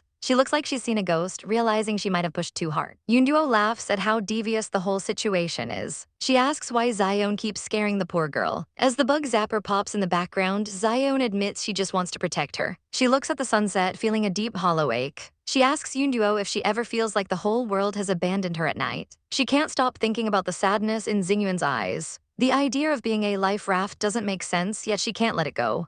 Yunduo tries to intervene, but Xiaoen is already on her feet. She tells her friend not to stop her. She isn't going there to be a hero, she's going because she just needs to see her. Yunduo warns her that this will only make things messier, but Xiaoen doesn't care about later on. She admits she's an idiot who leaps into the dark without a second thought. She's terrified of being seen as a coward. She leaves Yunduo behind, rushing out of the party. The table is left with empty glasses and unspoken words. Yunduo covers for her, making up a lie about a farm emergency. Xiaoen runs through the streets, driven by pure impulse. She reaches the apartment, gasping for air. Inside, Xingyuan is sitting in the dark, convinced she's better off alone. She tells herself there is no future for them. She clutches her head, drowning in her own misery. She hears someone at the door and moves to open it. Before she can say a word, Xiaoen lunges forward, pulling her into a fierce, desperate embrace. Because there is no later, she's choosing to be here now. She holds her tight, refusing to let go of the one person who makes her feel alive. Heavy breathing and high tension fill the air as the two are caught in a moment so thick you could cut it with a knife. Our poor heroine is practically trembling as the distance between them vanishes. Xingyuan leans in close, her voice a mere whisper as she calls out to our girl. Xiaoen is clearly a few drinks in, giggling through the chaos while Xingyuan tries to keep her composure.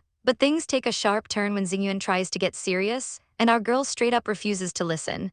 She covers her ears like a total chaotic queen, not wanting to hear whatever reality check is coming. Xingyuan isn't having it though, insisting that this conversation is happening right now. She pins our girl down on the couch, looming over her with an intensity that would make anyone's heart skip a beat. The mood drops instantly as Xingyuan starts spilling the tea on her own tragic past. We see the toxic fallout of her school days, where online trolls and fake friends tore her reputation to shreds.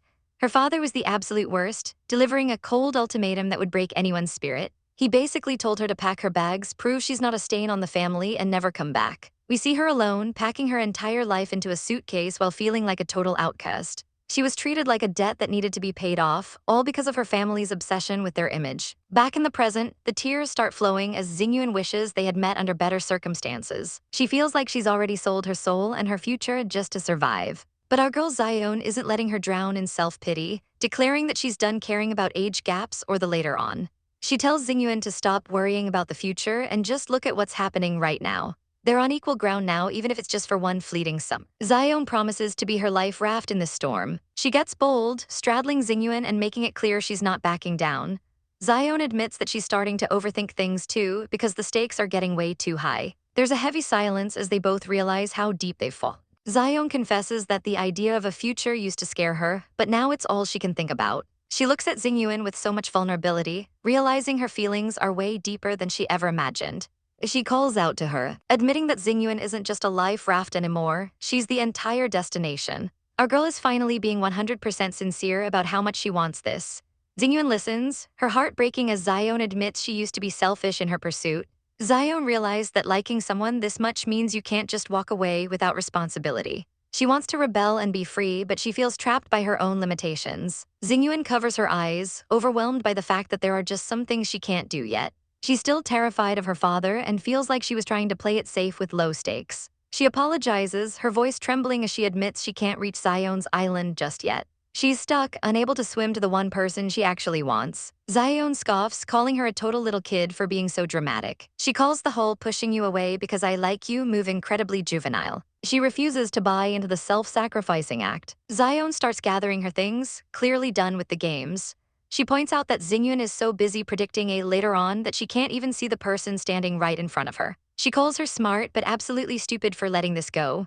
Our girl walks out, leaving Xingyuan alone in the silence. Xingyuan is left looking totally wrecked on the couch. She stares into space, her heart clearly in pieces. She clutches an earring, a tiny reminder of what she's losing. Everything is a blur of tears and regret. We cut to Yunduo, who's dealing with her own family drama on the phone. She asks about Xiaoen, realizing something is very wrong. She finds our girl sitting alone on the steps, looking like a lost puppy. Xiaoen is a shell of herself, just staring into the night. Her face is a roadmap of heartbreak. She tries to laugh it off, telling Yunduo she got rejected in the most confusing way possible. Yunduo is stunned. Xiaoen explains the logic of the rejection, looking completely defeated.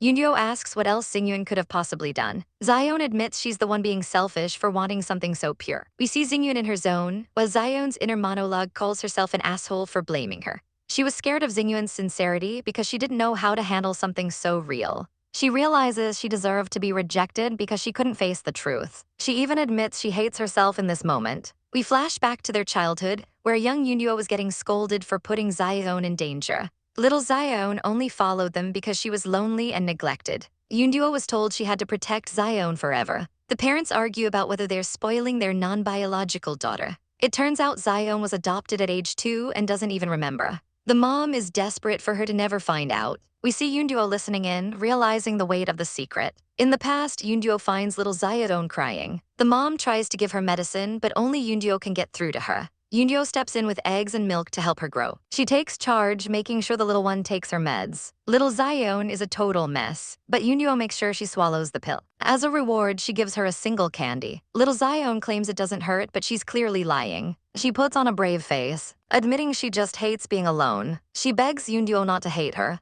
Back in the present, Xiaoen looks up with that same vulnerability. Yunduo reaches out and pats her head just like the old days. She tells our girl that no one could ever hate her because she's too sincere. Yunduo reaches into her bag and pulls out a familiar treat. She offers a candy, a sweet gesture to dull the pain. Just like in the past, the candy is a promise. Xingyuan watches this from afar, seeing the bond she's missing. Our girl holds the candy tight, hoping the sweetness will make tomorrow hurt a little less. Xiaoen is absolutely fuming as she demands a total nail makeover to match her chaotic mood.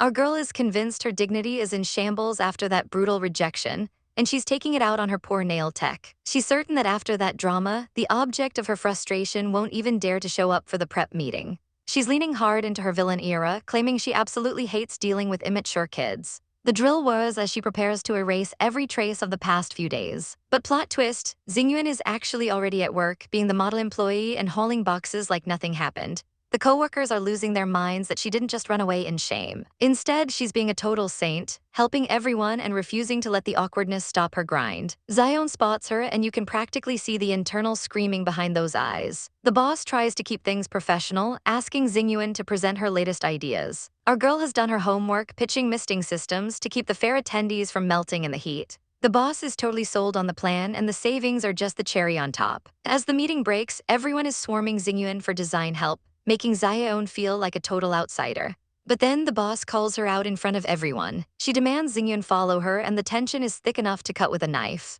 They head into the multimedia room, while the staff starts gossiping about the workplace taboo of outperforming your boss. The vibes are officially rancid as the team wonders why the big boss looks so unhappy. Transitioning to the rooftop, the air is heavy with unspoken words. Xiaoen finally snaps and asks why Xingyuan hasn't packed her bags and vanished yet. She's convinced this is all some elaborate plan to humiliate her after the rejection. Xingyuan looks genuinely devastated, insisting that's not her style at all. She explains that she's only staying to finish the promises she made to the townspeople. Our girl looks like she's on the verge of tears as she lists every commitment she intends to keep. She doesn't want to cause any more trouble or break her rental agreement before the fair is over. Xiaoen can't believe someone could actually care this much about a bunch of promises. Xingyuan drops a massive apology, looking absolutely crushed. She admits she was rash to say she'd chase her when she doesn't have the power to see it through. She just doesn't want to let the town down or feel like a total failure. Xiaoen points out that it shouldn't matter what people think if she's leaving anyway. But Xingyuan drops a truth bomb. She wants the town to remember her well so that maybe, just maybe, Xiaoen will hate her a little less.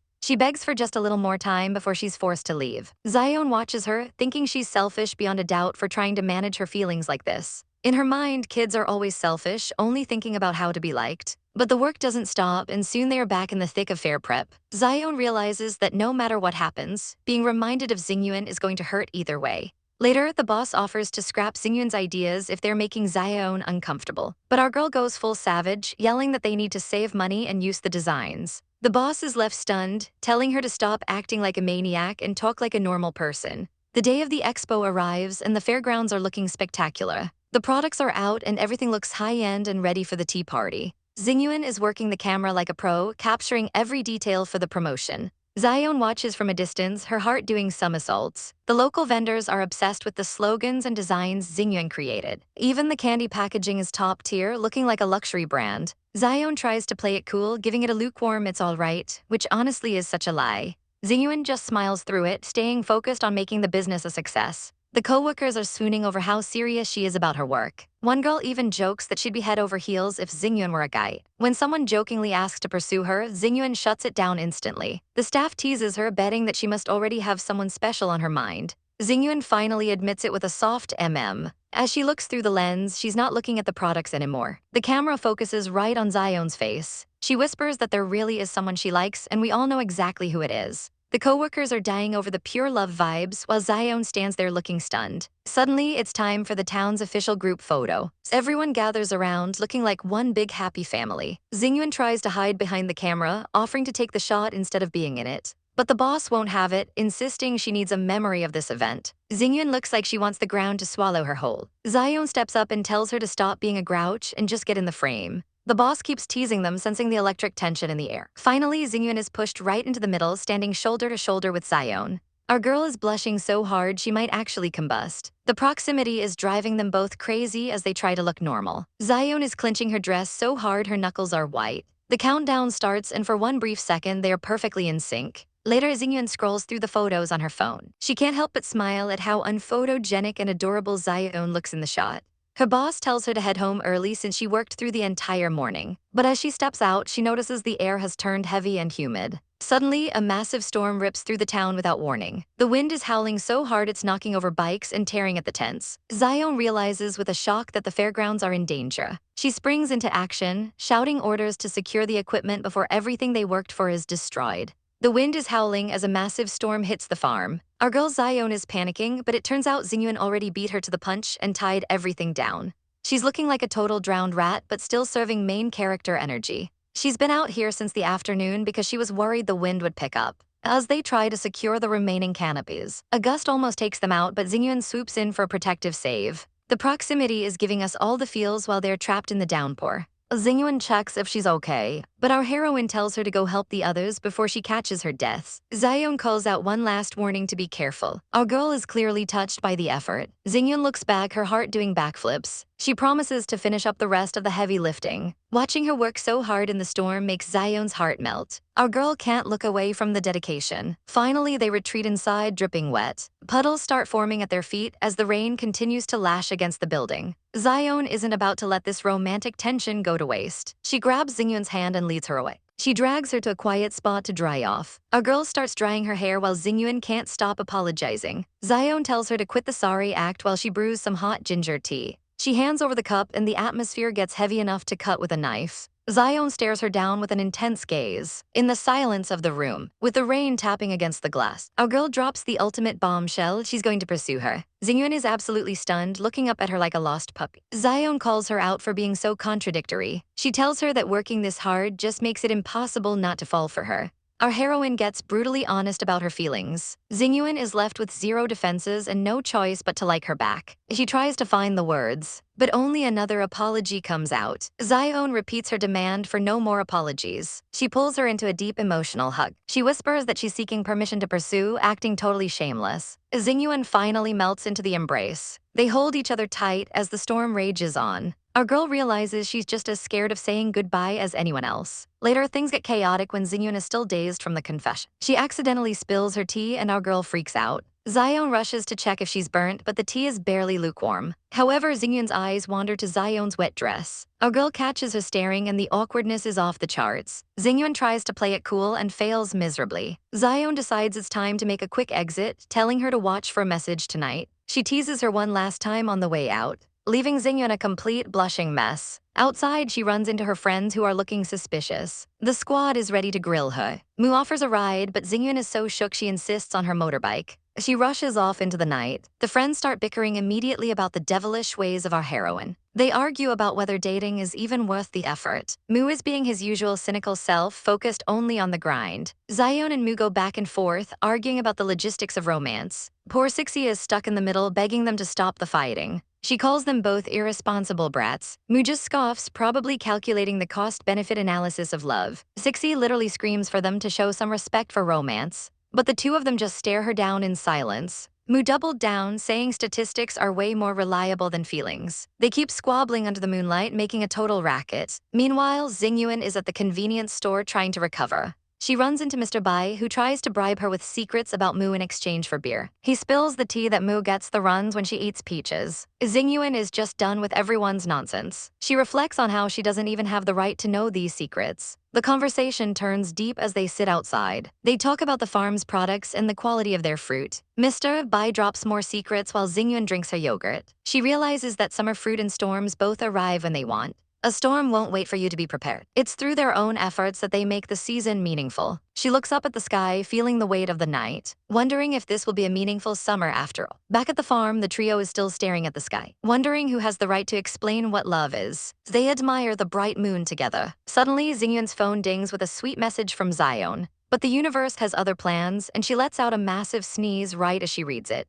"Are you done yet?" Yundio groans, but our girl Mu Xiaoen is determined to play nurse. She leans in close, making Yundio's heart do backflips even through the fever. They settle onto the couch, the air thick with that just friends tension we all know is a lie. Mu Xiaoen looks like she's on a mission from God to cure this cold. She triumphantly shows off the thermometer and a mountain of groceries. "You have to eat tomato egg noodles with ginger," she insists, completely ignoring the existence of food delivery. Yundio tries to rest, but the kitchen sounds like a construction site. A massive BAM echoes through the house as Mu Xiaoen drops everything but her pride. Then comes a clang that definitely didn't sound like cooking. Suddenly, the smell of charcoal fills the air, and Yunyo realizes her kitchen is in mortal danger. She has to step in and handle the knife herself before someone loses a finger. The sizzle of the pan is finally music to their ears. A masterpiece is served, and Mu Xiaoen looks like she just won a Michelin star. They dig in, and Yunyo's stomach is officially won over. But things get chaotic when Yunyo starts getting flustered. A little footsie under the table sends the tension through the roof. Mu Xiaoen just smiles, looking like the cat that got the cream.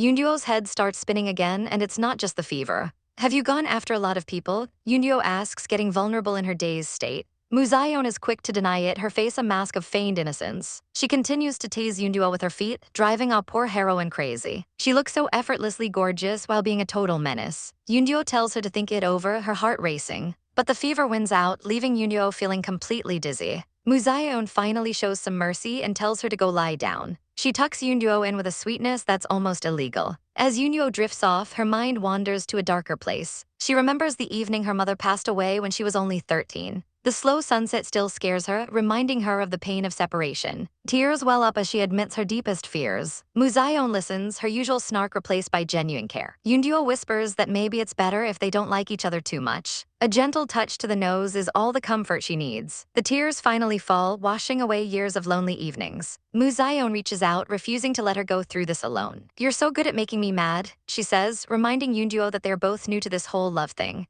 They lock fingers, a silent promise in the moonlight. Finally, they drift off to sleep side by side in the soft glow of the room. Yoonduo wakes up in the middle of the night, gasping for air. She realizes Musaeon actually stayed by her side the entire time. Watching her sleep, Yoonduo can't help but think she's the cutest thing she's ever seen. Musaeon stirs awake, looking a bit dazed herself. She realizes it's pitch black outside and tells Yoonduo she should probably head home. But Yoonduo isn't ready for her to leave just yet. She leans in, the atmosphere getting dangerously romantic. She checks Yoonduo's temperature, but the heat between them is much higher than a fever. They are inches apart and the world outside completely vanishes. A hand grabs her waist, pulling her closer. It's the moment we've all been waiting for. But Musaeon panics at the last second, making a break for the door because it's too dark. Yoonduo is left standing there, realizing she just got played again. She buries her face in the pillows, screaming internally. Outside, Musaeon is sniffing her breath. Terrified, her morning breath almost ruined her savage image. The scene shifts to a somber memorial for Yoonduo's mother. Yoonduo argues with her father about matchmakers and her life choices. They burn joss paper, the smoke carrying their prayers to the afterlife. Her father looks at her with a mix of worry and stubbornness. "What else do I have to do to satisfy you?" Yoonduo asks, the weight of expectations heavy on her shoulders. Just then, Musaeon arrives with the kids, breaking the tension. Yoonduo scolds her for being too cheerful on such a sad day. They watch the paper burn, a tradition that connects the living and the dead. The whole family gathers around the fire, a bittersweet reunion. As tea is poured, the elders talk about how much Yoonduo has grown to look like her mother. They joke about her being more dependable than Musaeon. Musaeon just focuses on the kids, bringing a spark of life to the solemn ritual. This takes Yoonduo back to their high school days. They used to walk home together, sharing headphones and dreams. Even back then, Musaeon was there for the anniversary of her mom's death. Musaeon would brag about Yoonduo's top test scores to the heavens. She'd even imitate Yoonduo's strict mother, telling her to keep trying harder. Suddenly, young Musaeon shouts Yoonduo's name at the top of her lungs. She starts running, celebrating Yoonduo's success like it was her own. Yoonduo could only watch in awe as her friend made a scene. "You did a really, really great job," Musaeon yells for the whole world to hear. She looks back with a smile that could melt glaciers. Young Yoonduo blushes, her heart fluttering for the first time. The memory fades as an earphone falls, bringing us back to the present. The family stands together in the twilight, honoring the past while looking toward the future. Late at night, the air is thick with unspoken words as our girl Xiaoen admits she's staying late just to be near Chen Yoonduo. Yoonduo tries to brush it off, claiming she doesn't feel anything about the past anymore, but Xiaoen isn't backing down. She's tired of being doubted and looks absolutely crushed that her feelings are being treated like a phase. Our poor heroine practically swoons from the emotional weight, reminding Yoonduo just how much she matters. Xiaoen's face says it all, she's hurting and she's being dead serious for once. The silence between them is deafening as Yoonduo stares her down, trying to process the shift in their dynamic. Finally, Yoonduo asks the question that's been lingering in the shadows. She demands to know why Xiaoen never mentioned that her heart could actually flutter for another girl. The atmosphere shifts instantly as the truth finally comes out into the open. Yoonduo drops to her knees, looking up at our girl with an intensity that could melt iron. Xiaoen's eyes go wide, completely caught off guard by the sudden proximity and the gravity of the moment. Flashback to a sunnier time, and we see our girl struggling with a heavy load of fruit while chatting with Shi Xingyuan. But even back then, the seeds of doubt were planted as she questioned everything she thought she knew about herself. Back in the present, Xiaoen nervously explains that she only ever had crushes on male celebrities, so this new feeling was a total system shock. She never thought she'd end up falling for a woman, and the realization has her trembling. Yoonduo listens intently, her expression unreadable as Xiaoen fumbles through her confession. But instead of a romantic embrace, Yoonduo stands up and starts to distance herself. She admits she feels like a failure for not realizing how unique Xiaoen's heart truly was. She's being way too hard on herself, thinking she failed to protect our girl's innocence. Xiaoen can only watch in silence as the woman she admires pulls away into the shadows. The distance between them feels like a physical ache. Later, while picking peaches, Xingyuan tries to talk some sense into our moping heroine. Xiaoen is spiraling, convinced she's a bad person because her happiness is making Yoonduo miserable. She's worried that she's actually just a selfish brat who ruins everything she touches. Xingyuan stops her right there, looking at her with nothing but softness. She sets down her basket and tells Xiaoen that she's actually a wonderful person who everyone is just terrified of losing. She pulls our girl into a warm, grounding hug that says more than words ever could. It's a rare moment of peace as Xingyuan playfully lifts her up, trying to chase away the gloom. But the drama doesn't stop there. Yunduo is back home, staring at a message from Xingyuan about a neighbor's chimney, but her mind is miles away. Even while playing with her adorable twins, she's completely spaced out. The kids are obsessed with a puzzle Xiaoen gave them, reminding Yunduo of our girl at every turn. There's a missing piece to the puzzle, and it feels like a metaphor for Yunduo's life right now. The next day, Yunduo meets up with Xingyuan at the office, and the tension is high enough to snap. They try to keep it professional in the kitchen, but the air is charged with static. Xingyuan is acting like the perfect tenant, but Yunduo isn't here for small talk. She looks at Xingyuan with a gaze that could cut glass. She finally snaps and asks if they can talk about the elephant in the room, Xiaoen. The two women face off, and it is absolutely savage. They sit down for a coffee that is definitely going to be bitter. Yunduo goes full mama bear mode, questioning what right Xingyuan even has to get involved in her and Xiaoen's business. Xingyuan tries to be the bigger person, but Yunduo isn't buying it, telling her she thinks way too much of herself. Yunduo stands up to leave, ready to end this conversation before it gets even uglier. She calls Xiaoen childish and stupid, claiming she's just used to cleaning up our girl's messes. She's convinced she's the only one who truly understands how flippant Xiaoen can be. She tells Xingyuan to stop worrying because she's been handling Xiaoen since they were kids. But Xingyuan isn't letting her have the last word. She tells Yunduo she's dead wrong. She claims that Yunduo doesn't actually know Xiaoen at all. Xingyuan admits that while she's scared of responsibility, Xiaoen is different. She grips her mug and drops a truth bomb. Xiaoen isn't stupid, she's just incredibly brave. Our heroine doesn't care about the things smart people worry about, and she isn't afraid of the things that terrify them. Xingyuan looks Yunduo right in the eye and tells her that they are actually exactly the same. They are both attracted to Xiaoen's light, but they are both too cowardly to actually reach out and touch it. Xingyuan smiles sadly, admitting she's afraid of Yunduo because Yunduo can see right through her lack of will. She confesses that she actually envies Yunduo for being a capable grown-up who can be Xiaoen's guardian. Someone who is actually important enough to our girl that she'd be scared of losing them. Yunduo stands there in shock as Xingyuan lays her heart bare. Driving home that night, Yunduo is haunted by those words. She thinks back to Xiaoen's bright, determined face, and Xingyuan's sad, knowing smile. She realizes that even if things had happened differently, the outcome probably would have been the same because of her own fear. She's stuck in a loop of what-ifs and regrets. Meanwhile, our poor heroine is at home, desperately texting Yunduo to see if they're still best friends. She's a total chaotic mess, face-planting onto her bed and scaring her cat while she wallows in self-pity. She thinks she's terrible at everything, including cheering up her best friend or getting the girl she likes. But then her phone dings, her eyes practically pop out of her head. She doesn't waste a single second and sprints out the door. She's running through the night like her life depends on it. Her flip-flops are practically flying off as she races to the meeting spot. She arrives panting and exhausted, wondering why she was called out there. And there she is, Xingyuan is waiting under the lamplight. She thanks Xiaoen for checking on her when she was sick, her voice filled with warmth. Then she pulls our girl into a breathtakingly close embrace, cradling her face. She tells Xiaoen she's been doing a great job as a farm director and as a friend. But then comes the kicker. She tells Xiaoen she did a great job pursuing her too. She tells our girl to stop being upset and just focus on her for now. Xiaoen is absolutely stunned, her heart probably doing backflips in her chest. But our girl is a total firecracker and immediately starts throwing a tantrum. She screams that for the time being isn't good enough and calls Xingyuan stingy for not moving faster. It's peak chaotic romance as she flails around while Xingyuan just tries to keep her from falling over. Everyone's been recruited for flyer duty, and while the boss is busy complaining about the heat, our poor heroine is stuck doing the heavy lifting. Shi Xingyuan is paired up with Xiaoen, much to the annoyance of their coworkers who think he's going to be absolute putty in her hands. Honestly, looking at his face, they aren't exactly wrong. The mission is simple: find tourists and shove these flyers into their hands. Our girl is out here working her heart out, sticking posters where no one can tear them down. But the sun is absolutely savage today, and they're both starting to wilt in the heat. Suddenly, a shock of icy cold hits Xiaoen's shoulder, making her jump out of her skin. It's Xingyuan being the ultimate thoughtful lead by bringing a frozen bottle to help her cool down. She's absolutely loving the chill while he's just happy to see her smile. Their little moment is interrupted when they run into Yunduo's dad and the twins out for a stroll. The dad has definitely heard stories about Xiaoxi, and our guy is looking a little bashful about his reputation. He warns them to get inside before they melt, but the kids are already causing a scene. As they wave goodbye, the twins are clearly Team Xiaoen. Seeing her laugh so freely with the kids has Xingyuan looking like he's about to catch some serious feelings. Our girl's laugh is just too pure for this chaotic world. Meanwhile, Yunduo is having a much heavier day, dealing with a missing puzzle piece that's throwing her whole vibe off. She heads home, exhausted from being the stable adult everyone relies on. Her dad is heading out for a card game, but he can tell something is weighing on his daughter. She tries to brush him off, claiming she's fine, but he's not buying it. He reminds her that kids are way more perceptive than we give them credit for.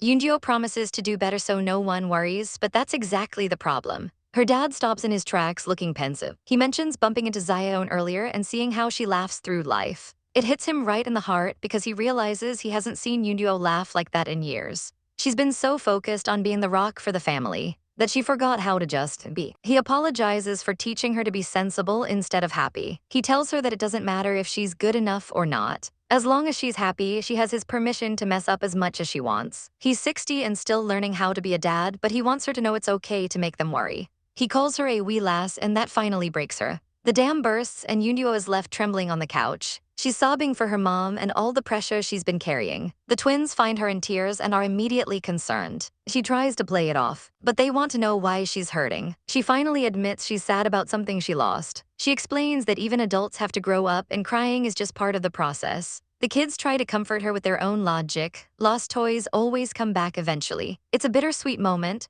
but she realizes she might need to limit their time with Xiaoen if they keep picking up her eccentricities. Later, Xiaoen is panicking over her phone, wondering why she hasn't gotten a reply. She's venting to Xingyuan about her social anxiety, when Yoonjo suddenly appears at the window like a jump scare. The awkwardness in the air is thick enough to cut with a knife. Xiaoen decides it's probably best to just head home before things get weirder. But Xingyuan stops her, leaning against the frame. He brings up that missing puzzle piece and tells her she better figure out a way to fix it for the twins. Xiaoen is horrified, thinking she has to order a whole new custom set. She's stressing out so hard her phone practically bites her. But then she sees it. The missing piece was stuck in her phone case the entire time. Talk about finding exactly what you need right under your nose. She gives him a triumphant look, holding up the purple piece like a trophy. He just sighs at her chaotic energy, wondering if she can ever do anything by the book. The next day, the farm is buzzing with activity as architecture students arrive for a big project. The air smells like peaches and the students are impressed by the vibe. Our crew is busy handing out drinks and checking people in. Xingyuan is out there being a total social butterfly, handing out pamphlets and looking way too good doing it. He's so popular that the students are even asking for his WeChat. Xiaoen and Yoonjo are watching from the sidelines, judging the whole display. Yoonjo is back to her cynical self, evaluating their relationship like a high-risk financial investment. She's being a total savage, calling Xingyuan a growth stock with no future potential. She claims that everyone in Peachtown has some kind of baggage. Xingyuan looks a bit pensive, perhaps thinking about his own history. But Yoonjo tells her to get a grip. She taught her those terms to be a logical investor, not a gambler. Xiaoen just makes a face, not wanting to hear the logic. Suddenly, someone calls out Shi Xingyuan's name. He turns around, looking like he's seen a ghost. Xiaoen is just as confused. Without warning, a mystery girl lunges forward and pulls Xingyuan into a massive hug. He's so shocked he drops all his pamphlets. Her name is Wen Tianli and she's thrilled to see him. The timing couldn't be worse and Xiaoen is standing there looking absolutely shook. It turns out this girl is an upper division intern with the student group. Xiaoen's brain starts connecting the dots. She realizes that Xingyuan's WeChat username actually translates to Tianli's star.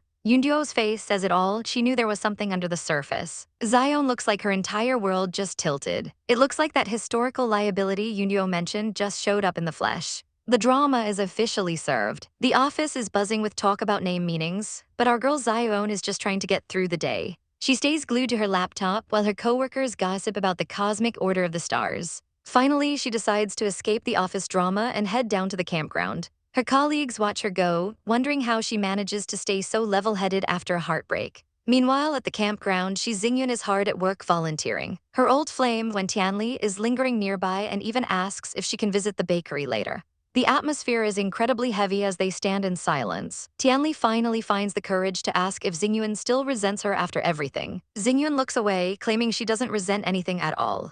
But it's clear that the past is still haunting them both. Just as Xingyuan is about to get emotional, she notices a suspicious rustle in the bushes. Out pops Xiaoen, looking like a total chaotic mess after being caught eavesdropping. Xingyuan immediately starts picking bugs out of our girl's hair, totally unfazed by the stalking. Xiaoen doesn't even try to hide it, shamelessly joking about her hiding spot. The awkward moment is interrupted by a car horn as Executive Chen Yoonjo pulls up. Yoonjo offers Tianli a ride back to the hotel. Tianli looks hesitant, clearly wanting to stay, but Xingyuan shuts it down by saying she'll take Xiaoen back on her scooter instead. As they walk away, the tension between the three of them is palpable. On the scooter ride home, Xingyuan tries to act like it's no big deal, calling Tianli just an old classmate.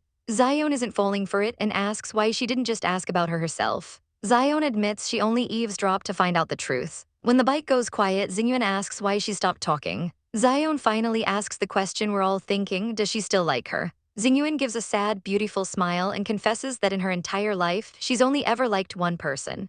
Xiaoen immediately assumes she means Tianli, but Xingyuan's mind drifts back to a painful memory. She remembers the heartbreak of high school and the stinging words of someone calling her feelings gross. She's convinced she's only good for being hated. Back at the hotel, Yunyo drops off Tianli, but the executive is curious and asks who that girl with Xingyuan was. She pushes Tianli to admit what they really are to each other. Tianli can only manage to say they are good friends, but her face tells a different story. Yunyo doesn't seem to buy it as she drives off, leaving Tianli alone in the sunset. Back at the district, Xiao notices Xingyuan is drowning in her own thoughts. She decides a savage slap on the back is the only way to cheer her up. She starts lecturing her about historical liabilities and adult responsibilities. Xiaoen gets surprisingly deep, telling Xingyuan that real adults face their pasts so they can move into the future. She looks Xingyuan in the eye and tells her to grow up and join them soon. Later that night, Xingyuan tries to wash away the stress in the shower. Xiaoen's words are playing on a loop in her head. Suddenly, her phone dings with a message from Tianli. It sends her spiraling back into memories of their naive school days. But the drama is cut short when Xiaoen starts blowing up her phone with texts. Our girl is lounging on the couch like a gremlin, teasing Xingyuan about what she was doing in the shower.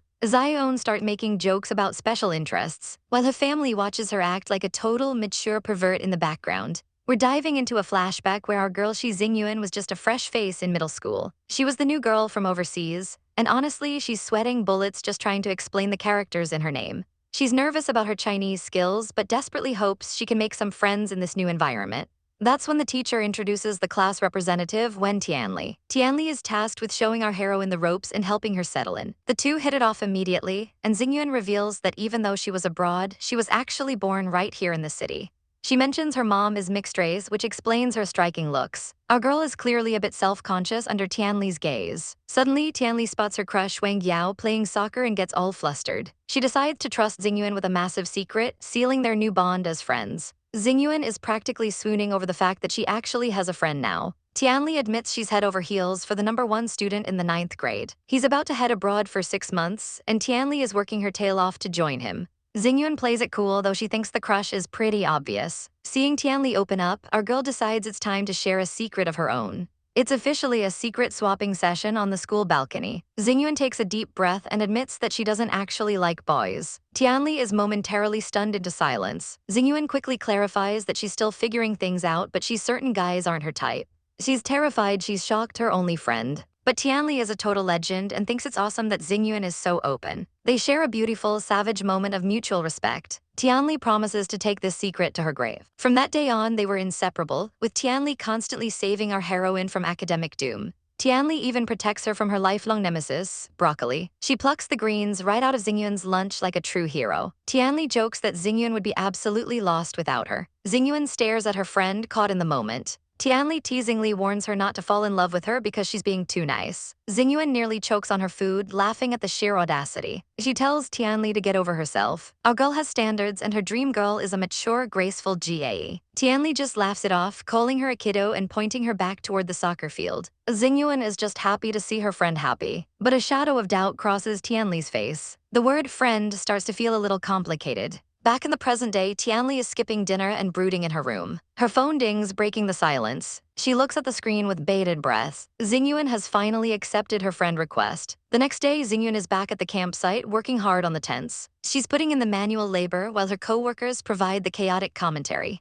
They're bickering about wages, but Xingyuan is just trying to survive the heat. She's absolutely exhausted and covered in sweat. Suddenly, Tianli appears out of nowhere with a bottle of water. She's been looking for Xingyuan, ignoring the architecture group she's supposed to be with. The co-workers are watching the drama unfold from the sidelines. Tianli asks if she's busy today, but before Xingyuan can answer, Director Mu crashes the party. Mu hands her a hot drink in the middle of a heat wave, which is just pure chaos. Then Mu starts aggressively wiping the sweat off Xingyuan's face. Xingyuan is struggling to maintain her dignity while being handled like a toddler. Tianli watches this mature GAE act with a very skeptical expression. The atmosphere under the tent is thick with tension. Finally, Mu heads back to the bakery, leaving the two leads alone. It's quiet for a moment as they both process the awkwardness. Tianli gathers her courage and asks Xingyuan out to dinner. Our girl doesn't even hesitate before saying yes. Mu tries to butt in with restaurant recommendations, but she's totally ignored. They agree to meet tonight, and the excitement is palpable. As Tianli walks away, Xingyuan is left glowing. Mu is just standing there chugging water, trying to make sense of the vibes.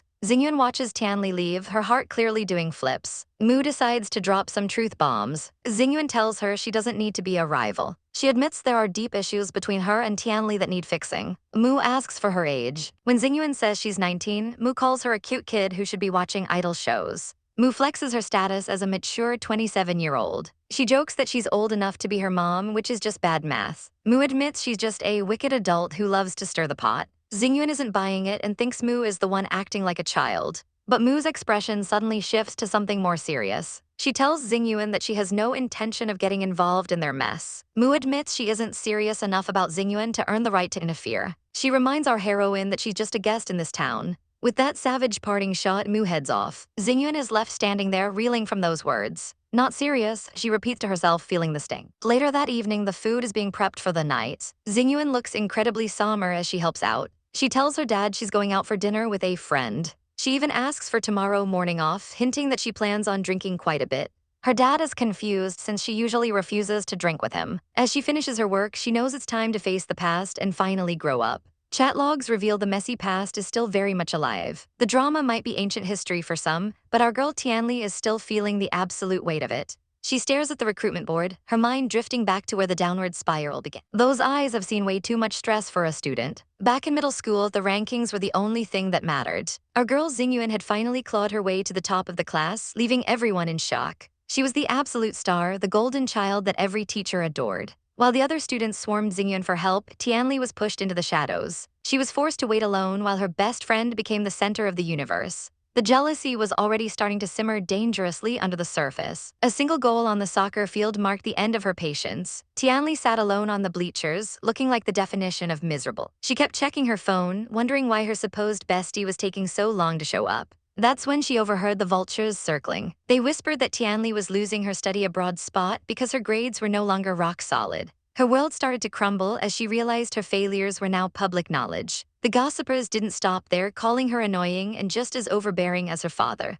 To make matters worse, a text arrives from Xingyuan telling her not to wait up. At home, the pressure was suffocating as her mother ripped into her for messing up her future. She was told to go to her room and reflect on her disgraceful performance. Tianli stared at the ceiling in the dark until her phone started blowing up with notifications. She tried to ignore the noise, but the constant dings were driving her toward a breaking point. She finally snatched the phone, ready to snap at whoever was bothering her. It turned out to be a boy asking for Xingyuan's contact info. The teacher's warnings echoed in her head. She was losing everything to the girl who was supposed to be her friend. The study abroad spot was officially gone, and the resentment turned into a full-blown fire. Watching Xingyuan easily fit in while she was cast aside was the final straw. Tianli broke down into a messy, sobbing puddle. The pain of being second best was too much to handle. In a moment of pure, savage chaos, she texted the boy back, claiming Xingyuan wasn't interested in boys. She immediately realized she had crossed a line she could never uncross. The weight of her own toxicity started to crush her spirit, but the damage was already done. She wondered if this one mistake would haunt her for the rest of her life. Back in the present, the old group chat is still buzzing with talk of apologies and peace of mind.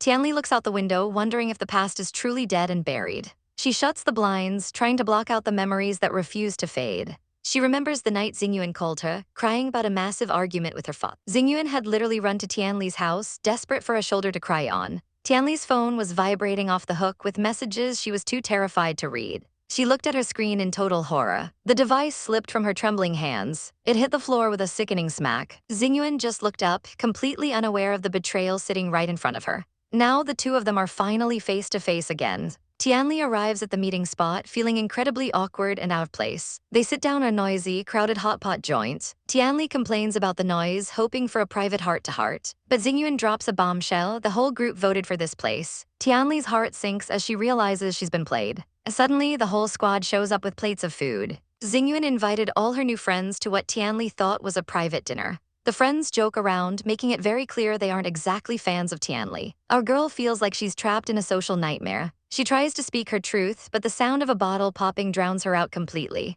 Xingyuan brushes it all off, telling her to let bygones be bygones. She claims they've all grown up and the past doesn't matter anymore. Tianli asks the million-dollar question, does she still consider her a friend? Xingyuan raises a glass and officially welcomes her to Peachtown. The other friends watch the scene, feeling like they're watching a weird, dramatic play. They all cheer and drink, but the vibe is totally rancid. A drunk Xingyuan starts laughing about how she took Tianli's spot back then. She's getting emotional and messy as the alcohol starts to hit. Her friends try to reel her in, realizing she's had way too much to drink. Xingyuan tries to apologize for everything, but her words are slurred and heavy. Tianli finally reveals the truth. She only came because the group chat was still talking about her behind her back. Xingyuan freezes as she realizes she's still just a topic of gossip for them. The betrayal hits her all over again. "You guys still talk about me amongst yourselves?" she asks, her voice trembling. Tianli tries to backtrack, claiming they just wanted her to apologize on their behalf. She looks absolutely pathetic trying to explain it away. Xingyuan looks at her with pure heartbreak, asking if she'll ever actually be forgiven. Her hand trembles on the table as the weight of the moment settles in.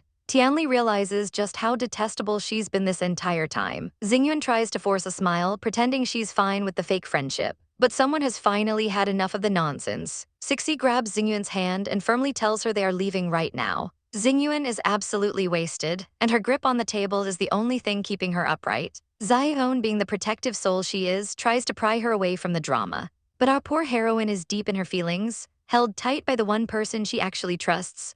She slurs about how mature she's being right now, but her teary eyes say otherwise. Xiaoen isn't buying the act and decides it's time to drag this drunk mess home before things get even more chaotic. They try to make a clean exit, but the tension in the room is thick enough to cut with a knife. Wen Tianli looks like she's seen a ghost as she watches them leave together. She's still trying to pick a fight, claiming this drama is strictly between her and Xingyuan. She's desperate for an audience, but Xiaoen isn't playing along. Xiaoen steps up like a literal shield, making it clear that if you want to get to the drunk girl, you've got to go through her first. Tianli is left standing there looking totally defeated as the rest of the party starts to clear out. The vibe is officially ruined, and the empty tables are the only things left of the night. Sixi sighs at the absolute mess he's going to have to clean up after these two. He tries to play peacemaker, apologizing for Xiaoen's savage lack of manners. But Tianli is busy having a midlife crisis at 20, realizing she was never actually jealous of Xingyuan's success. She breaks down, admitting that her heart was just rotting with envy because she felt so alone. She stares at her drink, wondering why she could never be the one everyone chooses. In her head, she's back in school, watching Xingyuan be the bright center of the universe. She spent years wondering why she didn't have a squad or a protector on her side. Seeing Xiaoen and Xingyuan walk away together was the final nail in the coffin for her ego. Sixi just listens to her vent, knowing there's no easy answer for a wounded heart. Meanwhile, back at the ranch, the glamour has officially worn off. Xingyuan is currently fighting for her life over a toilet bowl. Xiaoen performs the ultimate act of friendship by pulling her hair back while our girl regrets every life choice she's ever made. Xiaoen quickly grabs a wet towel to clean up the wreckage. Xingyuan looks like a literal drowned rat, leaning against the wall in total shame. She actually has the audacity to look up and ask if she looked cool during the confrontation. Xiaoen is a straight-up savage, telling her she looked like a toddler pretending to smoke a candy cigarette. Xingyuan's eyes go soft as she realizes she failed her own adulting test. She slumps onto the bathroom floor, feeling like a total fraud. She asks what being an adult is even about if you just end up feeling like crap anyway. Xiaoen gently wipes her face, dropping some major wisdom. She explains that being an adult doesn't mean you stop caring. It just means you accept that some things are out of your reach. Xingyuan thinks that sounds absolutely stupid and wonders what the point of growing up even is. Xiaoen just smiles and keeps cleaning her up. She tells her that growing up isn't about becoming a superhero, it's just about admitting you aren't a perfect kid. She reminds her that facing the past doesn't mean you have to forgive the people who broke you. The memory of losing her mom and being betrayed still stings like a fresh wound. It's normal for those scars to stay with you forever. But one day, the pain will just be a background noise instead of a screaming siren. They lean on each other, two souls just trying to navigate the mess of life. Xiaoen tells her that adults are just people who keep running forward even while they're crying. The silence of the bathroom is only broken by the sound of a dripping faucet. Xingyuan asks if Xiaoen also had to grow up through the tears. Xiaoen's answer is simple: who hasn't? The next day, Sixi is playing chauffeur for the intern squad. He's on the phone, looking totally exhausted from the night's antics. Xiaoen is on the other end, probably yelling at him with the energy of 1,000 suns. He drops his phone in shock, while Xingyuan is likely somewhere in the background nursing the hangover of the century. As he drives Tianli home, the car is filled with an awkward silence. He finally breaks it, admitting that he's also felt that desperate fear of being left behind. He's been in that dark place where he wondered why it couldn't be him. But he points out the hard truth. Unlike her, he didn't personally sabotage his own chances. Tianli looks out the window, the weight of her mistakes finally sinking in. She tries to defend herself, saying it wasn't on purpose, but Sixi knows how the brain works. He explains that when we're young, we're so scared of being normal that we do the wrong things just to feel something. The city lights blur past as he tells her it's normal to mess up. He isn't judging her because he's also made cold calculations to avoid being inconvenienced. He tells her he isn't better than her, he just happened to face his tests a little later in life.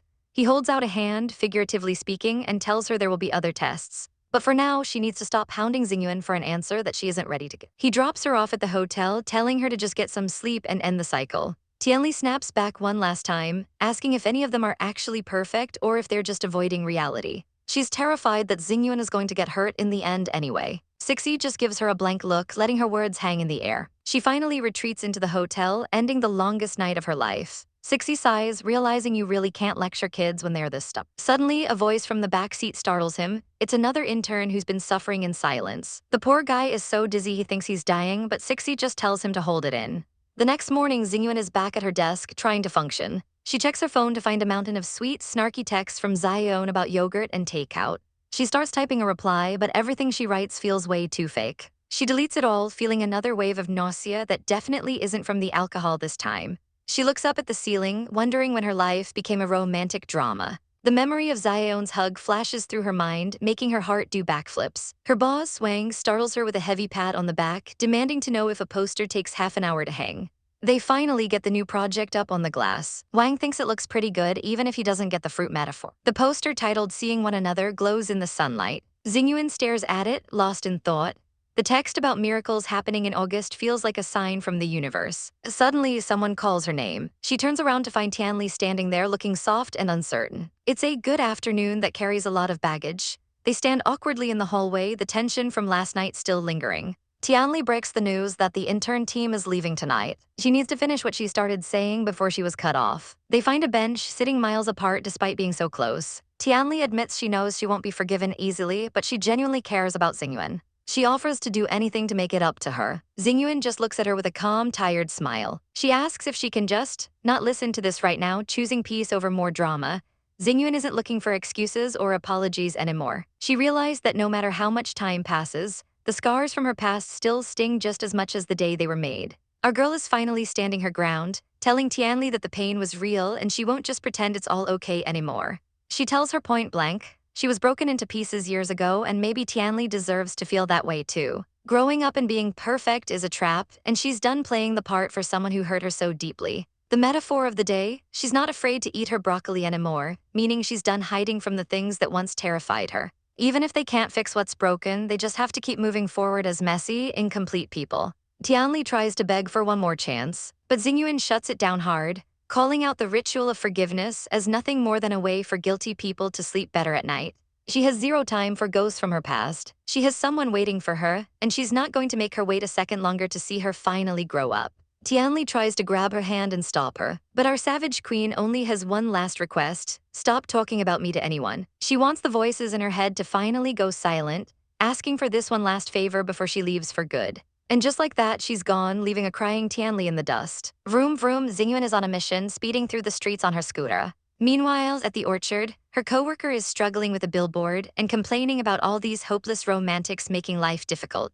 But Xingyuan doesn't care about the gossip. She's searching the trees for the only person who matters. She spots her. Xiaoen is right there, and the look of surprise on her face is absolutely priceless as her hat flies off. Back in the city, Tianli finally does the right thing and leaves the group chat, choosing to walk away from the drama once and for all. The reunion is everything we wanted. Xingyuan pulls Xiaoen into a massive hug, finally admitting how much she missed her. Even when they are together, she misses her. Now that is some top-tier romance energy. She didn't want to wait for a miracle anymore, she wanted to see her girl right now.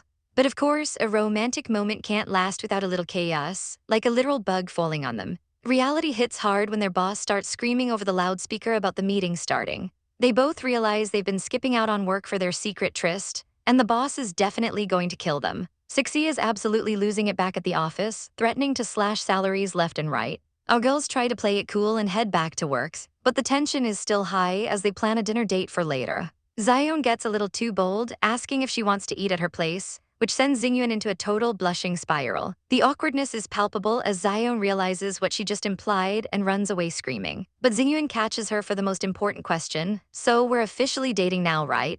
Xiaoen hits her with the puppy eyes, and our girl is completely swooning at how smooth she is. Fast forward to the evening and Xingyuan is busy in the kitchen, humming a happy tune while she preps a special meal. Xiaoen is also getting ready, picking out a cute floral dress to impress her new girlfriend. She's looking like a total snack as she heads out the door. Suddenly, the doorbell rings and Xingyuan's heart starts doing backflips. But wait, the scene shifts. Xiaoen is actually back at work, daydreaming about her girl while her coworker yells into the phone. She's completely lost in Loveland while the office is in total chaos around her. Xingyuan is out grocery shopping, being super selective because she wants everything to be perfect for her special guest. Back at the office, the boss is still fighting for her life against difficult suppliers. Xiaoen is just staring at her phone, wondering why her girl hasn't texted her back yet.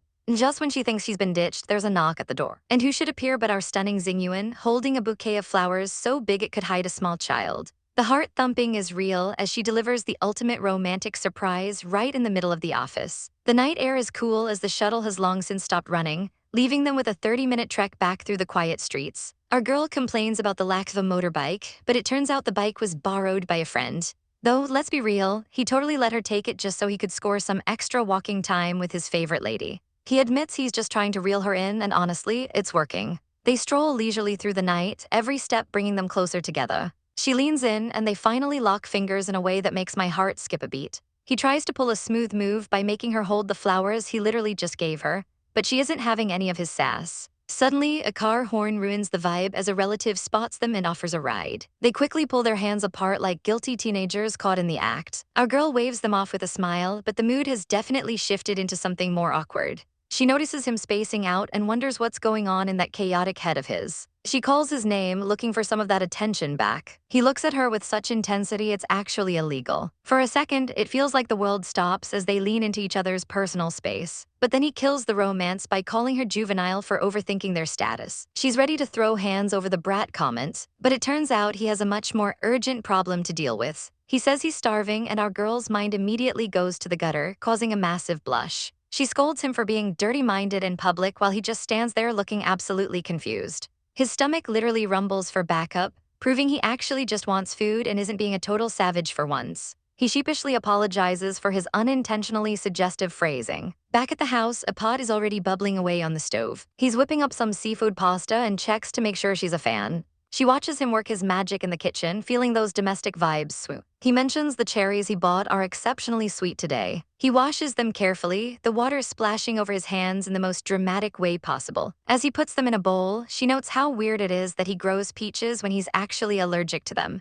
He catches her smirking and wants to know what's so funny. She admits this reminds her of the very first time they met, and she was watching him cook just like this. He leans in close, asking if she was already catching feelings back then. She tries to play it cool, claiming she was thinking about other stuff. He feeds her a cherry, and the tension in the room is thick enough to cut with a knife. She realizes there's absolutely no shame in wanting him this badly. The kettle starts whistling, snapping them back to reality for a split second. He realizes the water is boiling over, but neither of them wants to move an inch. She keeps repeating that it's not a shame at all. Her eyes are locked onto him, full of unspoken promises. A soft escapes as the heat in the kitchen isn't just coming from the stove anymore. Things are getting spicy, and the cooking is officially forgotten. The pot overflows in the background as they get closer than ever. He asks if she's actually hungry or if she wants a different kind of snack. After their workout, the shower water hits the floor as they clean up. He leaves a handprint on the steamy glass, looking absolutely exhausted but satisfied. He dries his hair, the post-shower glow doing wonders for his visuals. He looks out at the night, probably wondering how his life got this chaotic. Her clothes are scattered on the floor, a testament to the night's events. He walks back into the room, finding her sitting on the bed looking like a snack in his oversized shirt.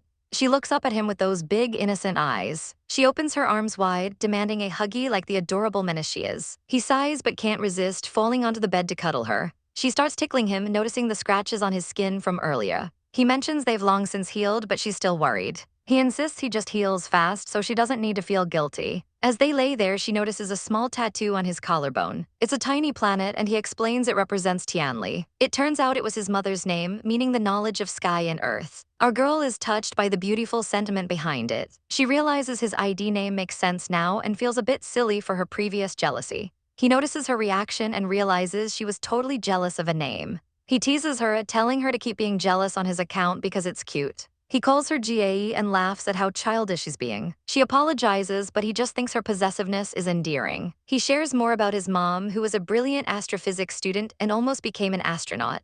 Our girl listens intently as he opens up about his past. He reveals his own name means the vast expanse of stars, like the Milky Way. It's a heavy, beautiful moment that brings them even closer. He looks a bit sad thinking about it, and she can feel the weight of his history. She squeezes his hand, letting him know she's there for him. The sun rises over the Peach District as a new day begins. Our girl sneaks back home looking a little worse for wear. Her parents are already at the table, and she has to invent a lie about working at the farm. Her mom isn't buying it but moves on to more pressing news. Apparently, Xiaoen has run away from home again. Meanwhile, at the shop, our guy is checking his phone, wondering why he hasn't gotten a text back yet. His coworker is shivering, sensing a bad luck vibe in the air. He calls it an unlamby sensation, and he's usually right about these things. Someone walks through the door, catching their attention. It's a girl with short hair and a savage attitude, greeting the old geezer with a smirk. Xiaoyang has run away from home again. Our girl gets the alert and realizes the little brat is already causing trouble at the shop. She's definitely not amused as she checks the message. While her parents are busy eating, she decides she has to go handle this mess personally. She tries to be the responsible one, promising her parents that everything will be just fine. Her parents just sigh, realizing they're stuck babysitting every single summer. Her dad admits he's too much of a coward to actually scold the family. And her mom totally agrees that they are a perfect pair of cowards. Meanwhile, the runaway is currently feasting on fresh egg tarts. The little schemer is stuffing his face while the uncle tells him to slow down.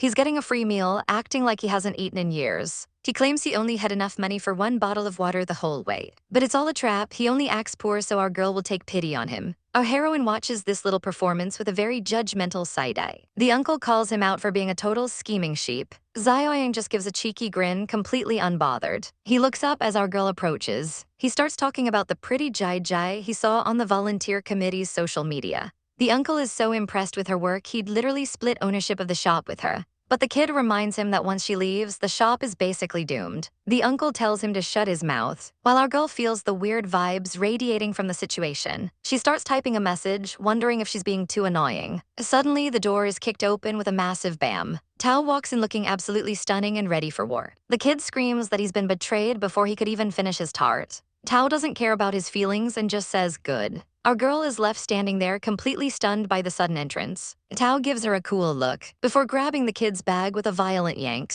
She literally drags the brat across the floor like a sack of potatoes. The uncle is just worried about getting his work done. Tao ignores the drama and announces she's buying him a ticket home immediately. The kid cries out that he's been abandoned and starts clinging to Tao, calling her big sister. This hits our girl like a literal arrow to the heart. She's spiraling, wondering why he gets to call her Jai so easily. The uncle tells her to actually think about what she just said. It finally clicks, he's actually her younger brother. The chaos continues as the two of them scream at each other while leaving. The kid insists he's staying for the fair before going back to school. Tao is exhausted, just trying to keep her phone alive. She explains the fruit fair is for themed products only, not for him to sell fan merch, but he's already prepared his nectar and fuzzy ship. Tao is disgusted, calling them a pain in the neck. He's even made keychains and gacha goods. He claims the staff already approved him ages ago and begs to stay at Tao's place. They start brawling like wild animals until Tao finally loses her patience. She tells them to stop embarrassing her in front of the store. She tries to play the make love, not war card. The kid is savage, calling her an auntie who needs to get with the times. Tao's defender points out she's only a year older than him. Our girl is watching this and feeling her soul leave her body.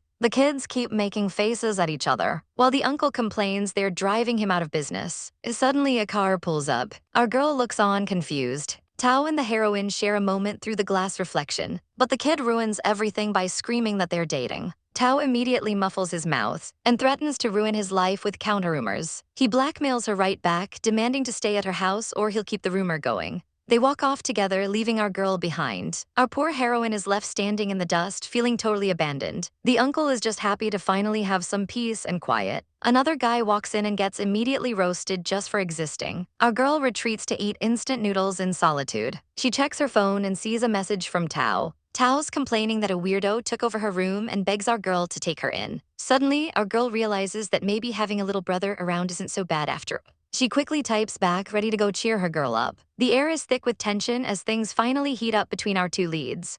The room is silent except for the sound of clothes hitting the floor and a lingering smooch. Our girl clings to her like her life depends on it, lost in the heat of the moment. But even in the middle of a make-out session, Mu Zion can't help but ask if she's still mad. The answer is a soft, breathless no that sends shivers down her spine. All the anger from earlier has completely evaporated, replaced by something much more intense. Our heroine jokes about how easy it was to get back into her good graces. But then things get real when she admits she doesn't want to fight someone she likes this much. Xiaoen is stunned, her heart doing backflips at the sudden honesty. The vibe turns chaotic and cute as she demands to know if she's being played. She pulls her in close, swearing she's being totally sincere. For a second, the world stops as they stare at each other, the tension peaking. Xiaoen tries to find the right words, but her brain is basically mush at this point. She brushes it off with a nothing, even though her face says everything. The spell is broken when it's time to actually act like adults and make some dinner. But the conversation takes a turn when the topic of new Xiaoen comes up, and our girl feels like she has no right to ask. She looks away, the weight of their complicated situation settling back. A heavy sigh escapes her as she realizes things aren't as simple as a kiss. She wraps her arms around her again, sensing the lingering sadness. The touch is grounding, a reminder that they are in this together regardless of the mess. She confesses her frustration with being treated like a kid who doesn't understand the stakes. Our heroine looks at her with such intensity it's almost painful. She begs for the one thing she needs, for her to tell her she's not allowed to leave. It's a desperate, savage plea for a reason to stay anchored. The raw emotion in the air is suffocating as they hold onto each other on the kitchen counter. She mutters about how hard she is to please, even when she's giving her everything. We jump to a different scene where veggies are being prepped, a sharp contrast to the drama. It's a cozy family vibe with talk of shrimp paste balls and home-cooked meals. Our girl is being spoiled by Mommy Tao, finding comfort in the domestic chaos. Her mother looks at her with eyes full of concern, knowing this year hasn't been easy. But Mu Xiaoen puts on a brave face, happy about her progress in the Fine Arts Institute. The piece is interrupted by a sudden arrival at the door. A new player enters the scene with a sharp look and an even sharper attitude. Our heroine immediately goes into survival mode, hiding behind her mom like a scared cat. The newcomer doesn't waste time, barking orders about mopping floors and homework. Our girl gets defensive, correcting her about the difference between anime and manga like a true nerd.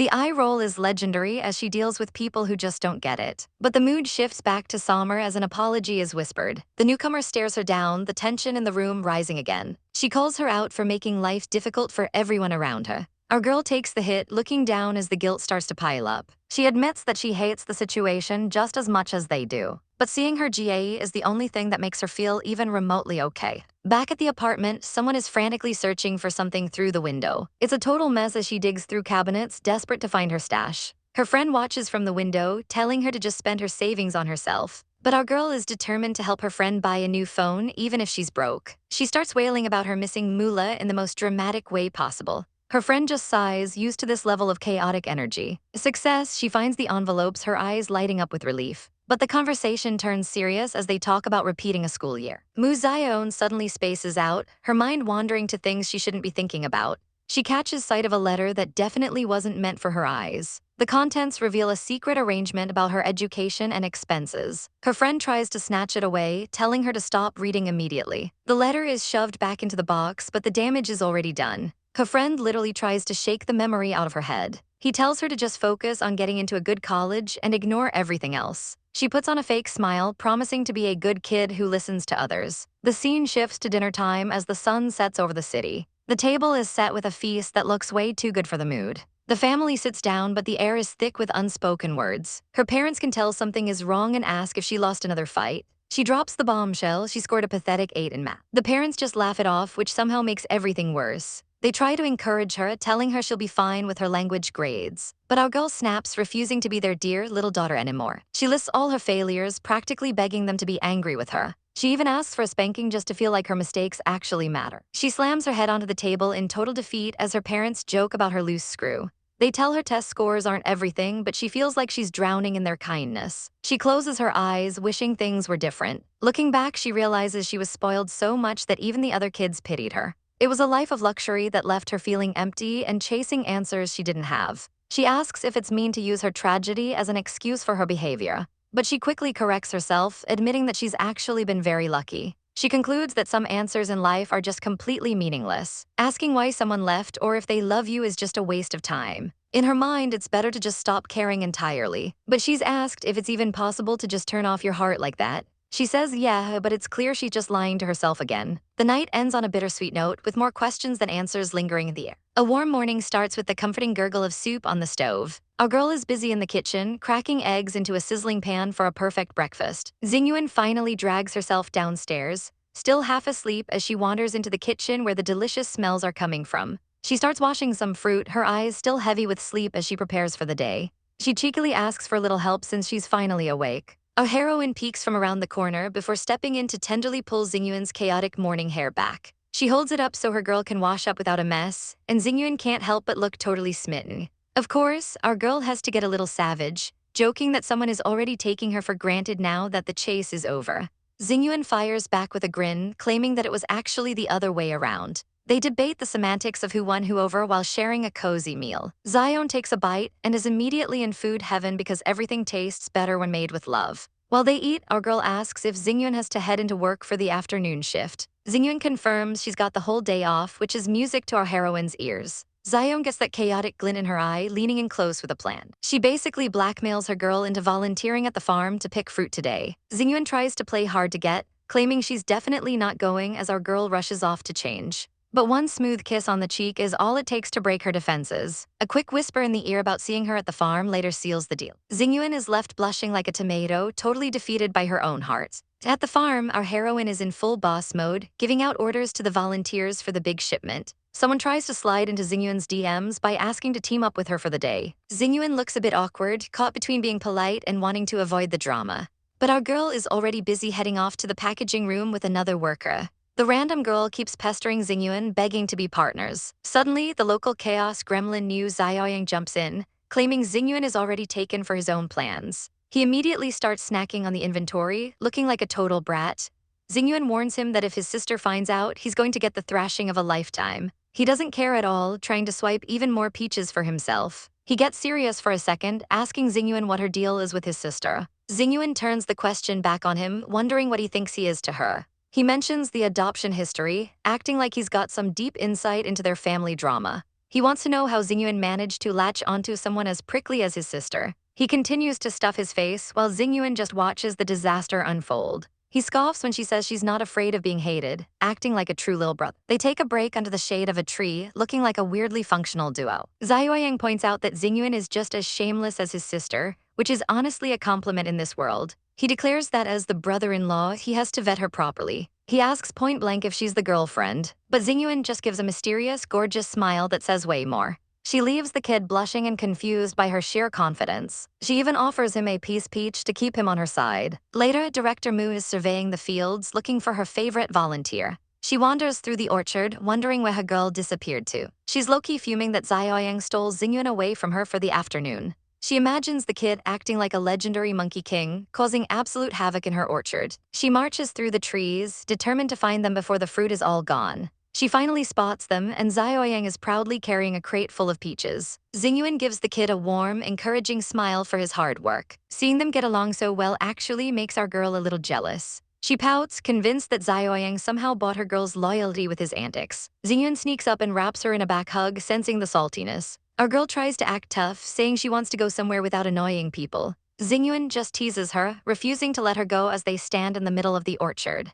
She tells Xiaoen to stay and supervise so the kid can't talk trash behind her back. Xiaoen pops out of the bushes like a jump scare, totally ruining the romantic vibe. He demands Director Mu look at his masterpiece. He brags about picking every single tree clean and filling the crates. Our heroine's soul practically leaves her body when she looks at the harvest. The kid is still fishing for a subsidy, completely unaware of the disaster he just caused. Xiaoen looks like she's about to explode when she realizes he picked all the unripe fruit meant for the fair. She grabs a branch and starts chasing him through the trees like a woman possessed. Xingyuan tries to play peacemaker, but our girl is out for blood this time. She screams that he's a shameless monkey as she swings for the fences. A loud whap echoes through the orchard as she finally connects. There's a moment of stunned silence as the chaos finally stops. Xiaoyang realizes he's done for and flees for his life. Xingyuan is left rubbing her neck, looking a bit worse for wear after the scuffle. Xiaoen immediately softens, pressing a cold drink against the injury with a worried look. They sit together under the tree, the anger finally drained away. Our girl tries to act cool, but her concern is written all over her face. She starts teasing Xingyuan, threatening to kiss it better with some smoochy energy. Xiaoyang watches from a distance, mocking their romantic moment with a playground song. Xiaoen wonders why Xingyuan protected the little brat in the first place. Xingyuan looks at her with such tenderness it could melt ice. She confesses that she actually likes seeing this side of our heroine. She loves how Xiaoen is willing to show her real, raw emotions around her brother.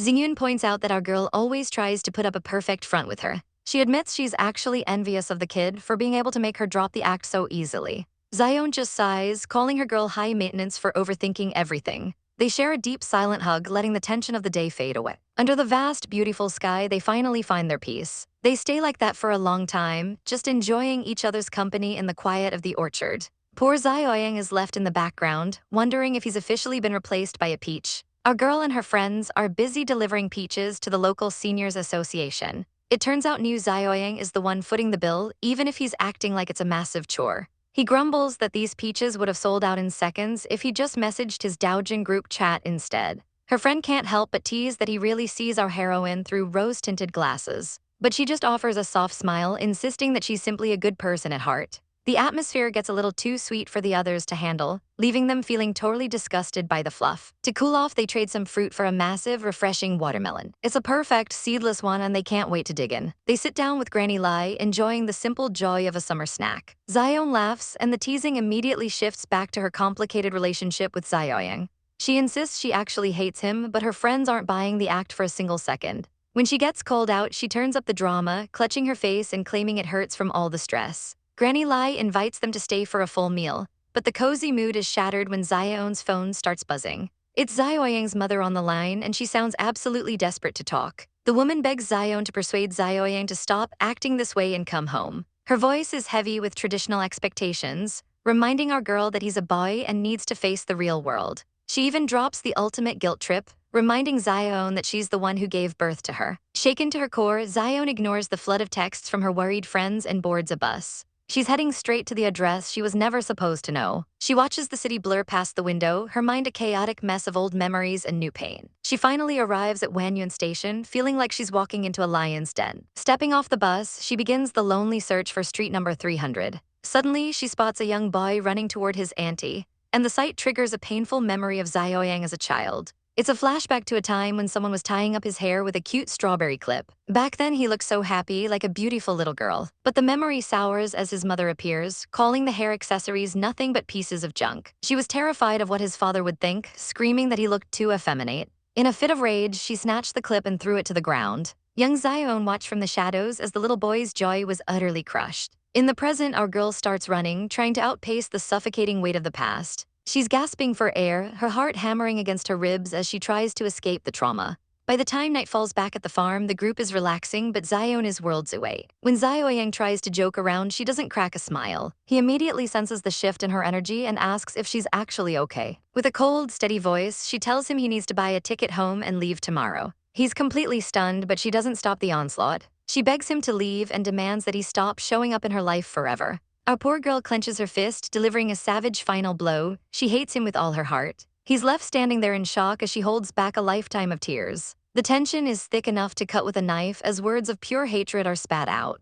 Our girl is being told she isn't welcome, and the coldness in those eyes is absolutely savage. Xiaoen looks like she's seen a ghost, completely caught off guard by the sudden hostility. A hand reaches out to bridge the gap, but the emotional wall is already 10 feet high. Under the lonely glow of the streetlights, she tries to claim she isn't clueless, but she looks so small. Xiaoen tries to play it off with a nervous expression, but her lies are transparent. The gaze she receives in return is nothing short of soul-piercing. The adults are laughing at her, treating her feelings like a joke. She's being mocked for putting on airs, her every attempt at maturity being dismantled in seconds. Then comes the low blow, a comment about her identity that hits way below the belt. She's visibly shaken, pleading for the harsh words to stop. She desperately clings to the idea that the person in front of her isn't actually this cruel. But the response is a chilling question: why can't they be that kind of person? The facade finally cracks as a raw, emotional scream erupts. Why does she have to be the one who understands everyone else? The rant continues as she reveals her deep-seated resentment for everything outside their small town. She's done being the mature one, calling 19-year-olds nothing but weak and selfish brats. With one final, devastating command to be left alone, she shuts the door on their connection. The distance between them has never felt more like an ocean. Our poor heroine wipes away the tears she tried so hard to hide. She decides to head back, her heart probably feeling like lead in her chest. Every step away feels heavier than the last. The night sky offers no comfort to her swirling thoughts. She pauses for a moment, looking back as if hoping for something different. But the command remains: leave. She just wants to be left alone with her own misery. The sound of footsteps echoing in the dark is the only thing filling the silence. Suddenly, she's grabbed from behind, a desperate attempt to keep her from being isolated. "I don't want you to be alone," is the soft plea that cuts through the cold. But the response is a bitter reminder that children shouldn't try to play at being adults. They part ways, walking into separate shadows. A brief, lingering touch is all that's left of the encounter. From a distance, they look like two strangers who just happened to cross paths. The walk back through the district is filled with a heavy, awkward silence. She's annoyed that she was followed all the way home, as if she'd get lost in her own back. The bickering starts up again at the door, but it's interrupted by a frantic shout calling her name. Someone is panicking because she wasn't picking up her phone. She's accused of conspiring to make everyone's life difficult. But the mood shifts instantly when the real news drops. Mommy Tao has been rushed to the hospital. The night just went from emotional drama to a full-blown emergency. A hand grips the wall in shock as the reality of the situation sinks in. Xiaoen is on the phone immediately, her voice trembling as she tries to get the details. She's frantic, demanding to know which hospital and why she was left behind. Xingyuan takes charge, heading off to find a car because they need to move fast. But Xiaoen suddenly puts on a mask of calm that feels totally wrong. She claims it's just a simple checkup, dismissing the history of breast cancer as something from the distant past. She tells them to relax, acting as if there's absolutely nothing to worry about. She even insists that Xiaoyang should just go stay with Xingyuan to get some rest. The others are left staring in total disbelief at her sudden heartlessness. An argument breaks out in the middle of the street over her cold attitude. She snaps, telling them to stop throwing tantrums and just go home. Xingyuan looks like she's at her wit's end, dealing with this sudden shift. The accusations of having no principles fly back and forth. Eventually, the trio heads off, the atmosphere incredibly strained. A car pulls up and a familiar face looks out. It's Yunduo. She offers them a ride, and despite the initial protests, she doesn't take no for an answer. She starts a countdown, forcing them to get in or be left behind. They pile into the car, the silence inside even heavier than the night outside. Xiaoyang grumbles that everyone becomes heartless the moment they grow up. Our girl sits in the back, staring out at the passing lights with a blank expression. The pensive mood in the car is suffocating. Internal monologues reveal that Xiaoen's life is far more complex than any 19-year-old should have to handle. Yunduo, sensing the tension, tells them to stop complaining just because they aren't her top priority. Her eyes are fixed on the road, but she knows exactly what's going on. She tells Xiaoyang that he has the least right to judge her. Her advice is simple: Xiaoen can handle things, so just give her some peace. She warns them to stop hovering, at least until the current chaos settles. They finally arrive, and the group disperses with a quick word of thanks. There's a lingering sense of unease as the car pulls away. Xiaoen watches her go, her face a mask of hidden emotions. Back inside, we see the real Xiaoen raiding the fridge for a midnight snack. She's startled when Yunduo catches her in the act, nearly jumping out of her skin. It turns out she ordered a massive meal to cope with the stress. She admits she's too scared to order takeout when her parents are actually home. She explains her role perfectly. She helps by staying out of the way and not being an inconvenience. Yunduo gives her a look that says it all. It's not exactly a compliment. As Yunduo prepares to leave, Xiaoen waves her off with a cheerful smile. But the moment the door closes, the atmosphere shifts again. A chilling thought lingers in the air. Don't believe her. Yunduo sits in her car, the realization dawning on her. A close-up of those knowing eyes tells us everything we need to know. The final warning is clear: never trust Xiaoen when she tells you not to worry. Yunduo is losing his mind because Xiaoen isn't picking up her phone, and every second of silence feels like an eternity. His friends think he's absolutely nuts for skipping a major presentation, but he's got way bigger problems on his mind. He tries to play it off as no big deal, but he's sweating bullets while staring at his screen. Finally, a "don't worry" text pops up, giving our boy just enough room to breathe.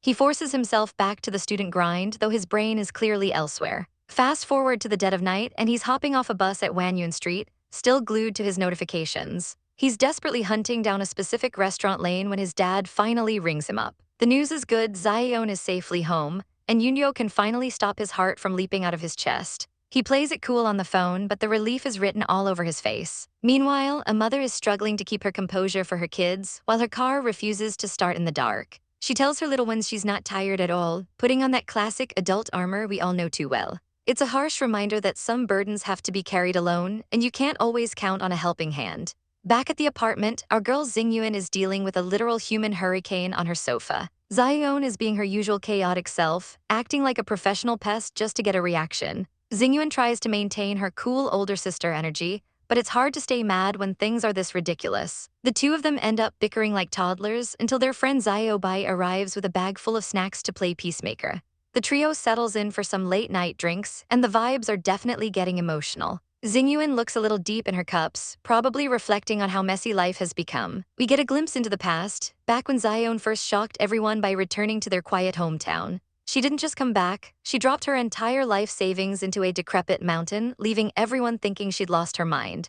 They all thought she was throwing her future away on a town poisoned by an old chemical plant. But Xiaoen had a vision. She believed that if she planted the seeds, the people would eventually follow them home. And wouldn't you know it, her crazy gamble actually started to pay off as the town began to wake up. Even outsiders like Xiao Bai found themselves stuck in her orbit, refusing to leave. As the sun rises, Xingyuan is already back at the bakery, shaking off the late-night drama. She's a total pro behind the counter, even when her gray tant drops by for a personal delivery. Xiaoen swings by to tease her, showing off a coffee she bought from a rival shop just to be a menace. Xingyuan just sighs and gears up for her delivery run, looking like a total badass in her helmet.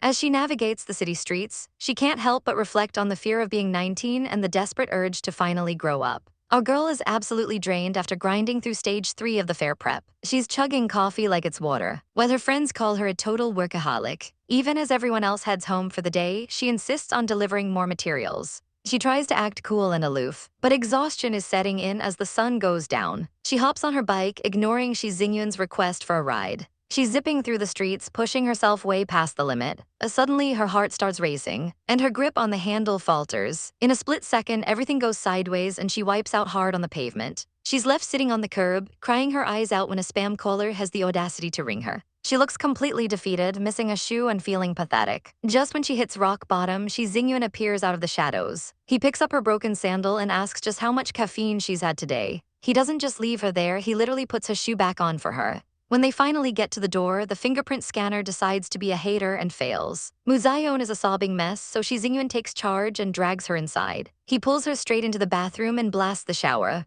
Under the cold water, our poor heroine finally lets out all that pent-up emotion. Shi Xingyuan holds her tight, telling her he's not afraid of her hating him anymore. He just wants her to be happy, even if she acts like a total brat. He treats her with such tenderness, reminding her that she's really just a kid at heart. Later, he's even helping her dry her hair while she continues to sniffle. The emotional floodgates are wide open, and she just can't stop the waterworks. Shi Xingyuan, being the savage he is, decides this is the perfect time to snap an embarrassing photo. But the chaos isn't over because her parents suddenly burst in. They catch the two of them in a very compromising position on the floor. Her dad is ready to throw hands, but Mu Xiaoen immediately lunges for her mom. She's screaming for her mom not to die, which is honestly a bit much since it was just a minor stomach ache. After the drama settles, they all sit down for some awkward tea. While Mu Xiaoen is busy being a total degenerate on her phone, she eventually has a heart-to-heart with her mom in bed. She confesses her deepest insecurity, that they were only nice to her because she isn't their biological child. She even begs her mom to hit her just so she can feel like a real daughter. Mom gives her a light slap and explains that she was always a little mischief maker. They never got mad because they genuinely liked her weirdo energy. They saw themselves in her and never once thought about giving her back. It's a total tearjerker as she realizes she was always their baby. And little do they know, Shi Xingyuan is lingering in the hallway, taking it all in. Under the cover of night, our girl walks alone, her mind heavy with thoughts she can't quite escape. She's practically begging for a reason to stay, hoping for just a few words to change her mind. But those words remain unspoken, leaving her heart hanging in the balance. A quick glance at her phone confirms the pressure. Her father's disapproval of her dreams is a weight she's tired of carrying. The world wants her to choose logic over passion, and all she can do is give a hollow agreement. The stress is visible, her silhouette a picture of internal chaos. Suddenly, a familiar face pops up to break the tension. Xiao ambushes her with chaotic energy, demanding to know why she's trying to sneak away without a goodbye. Xingyuan tries to play it cool, claiming she just didn't want to interrupt the chatter. But Xiao isn't having any of it, leaning in close enough to make anyone's heart skip a beat. She starts teasing her with affectionate little attacks, completely unfazed by being out in public. Our heroine tries to pull away, her cool girl facade crumbling by the second. The conversation takes a turn toward the emotional when the topic of being hated comes up. They walk side by side, the distance between them feeling both miles wide and inches short. Xiao keeps poking and prodding, determined to get a real reaction. She calls her out for not being a woman of her word, leading to a clumsy little collision. That's when Xingyuan finally drops the act and admits she lied. She confesses that she actually is terrified of being hated by the one person who matters most. The more she learns, the more she fears she isn't enough. She questions how much of an adult she really needs to be to keep this spark alive. She looks at her hands, wondering if her amazing image is just a fragile mask. But the truth is simpler and much more vulnerable. She reaches out, admitting that pretending to be a grown-up is absolutely exhausting. In this moment, she just wants the comfort of being cared for, free from the world's expectations. Xiao tries to lighten the mood by suggesting a cheeky new title, earning herself a playful shut-up punch. Their moment is interrupted by the arrival of a grandnephew from the convenience store. Xiao goes to introduce her, and for a second the air is thick with anticipation. But the hammer drops when she's introduced as just a friend. Xingyuan plays along, mentioning her temporary gig at the local bakery. The guy offers them some ice cream to beat the heat, leading to a much-needed break. They sit on the steps, cooling down while the tension simmers. A sudden brain freeze brings them back to reality, reminding them of the simple joys. Xiao asks if she still wants to hear those three little words, "Don't go." Xingyuan hesitates, the weight of the request hitting her full force. She stares into the distance, the silence growing heavy. Finally, she says no. She doesn't want to hear it because she knows she can't actually make it a reality. She calls her own hopes immature, trying to be the adult she thinks she needs to be. But their hands find each other anyway, locked in a silent promise on the cold stone steps. Xiao realizes that despite her words, Xingyuan really has grown up. They sit together, two souls trying to navigate a world that demands too much. The night stretches on, quiet and profound. Then a whispered GAE breaks the silence, followed by an immediate savage reaction. "In your dreams," is the only answer she gets as they retreat back into their usual banter. Morning comes with a massive yawn and the realization that the night was way too short. Xingyuan is practically a zombie, leaning on Xiao for support. It's time to head back, but the impulsive side of her is already making plans. She reminds Xiao that her place is still occupied, leading to a very generous permission to share a room again.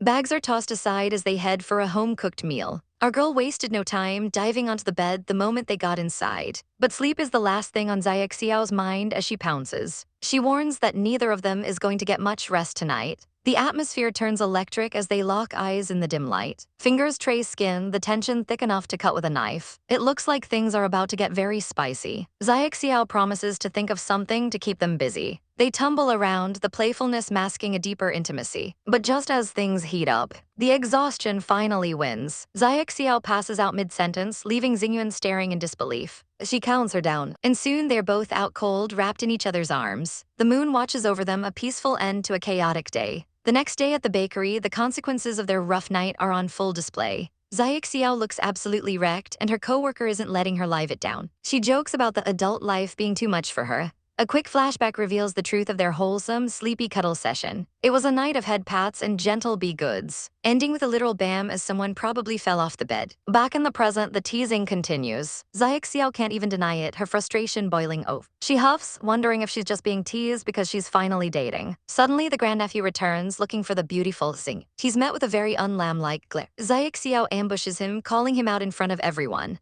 The bakery turns into a war zone as milk cartons fly and orders are ignored. She chases him down with a giant pink bow, determined to make him the star of the fair. He's screaming for his life as she catches him in a vice grip. She laughs like a true villainess, enjoying his torment a little too much. But then disaster strikes. He accidentally drops her, sending her crashing to the pavement. She's ready to commit murder, her face a mask of pure rage. But the words die in her throat when she looks up. Standing right there is a stern, older couple who looks like they've seen way too much. The realization hits her like a freight train. Our girl is officially caught and she knows she's dead meat. The piece is shattered when Yu Xiaoyang hears a voice that sends chills down his spine. His parents have tracked him down and they are not here for a happy reunion. His father's face is a mask of pure rage and he doesn't hesitate to get physical. He's absolutely disgusted, calling our poor boy a pervert just for expressing who he really is. The old man starts ranting about the town being a den of iniquity, making a scene in front of everyone. One of the local guys finally snaps and tells the geezer to watch his mouth. The tension is thick enough to cut with a knife as the neighbors step in to protect the kid.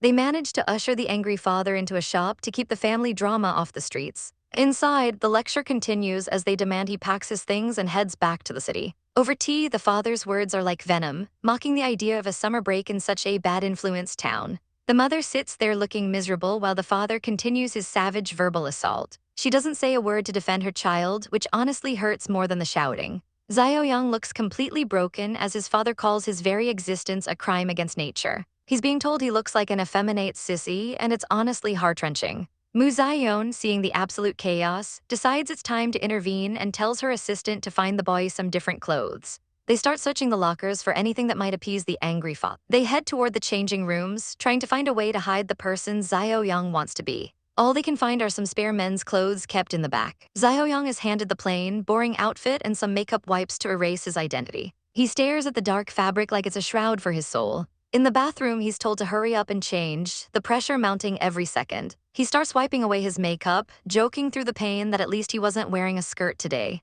But the facade crumbles and the poor kid finally breaks down into silent, heavy sobs. He can't understand why he's treated like a monster for just being himself. He looks at Mu Xiaoen and wishes with everything he has that he could be as free as her. We flash back to a younger Xiaoyang at his family's restaurant, being told to stay put and do his homework. It's a busy night and he's clearly used to being ignored by the adults. He sneaks out into the night searching for something precious he lost. He's looking for a small treasure that his mother likely threw away. It's a tiny strawberry charm and he's desperate to find it before it's gone forever.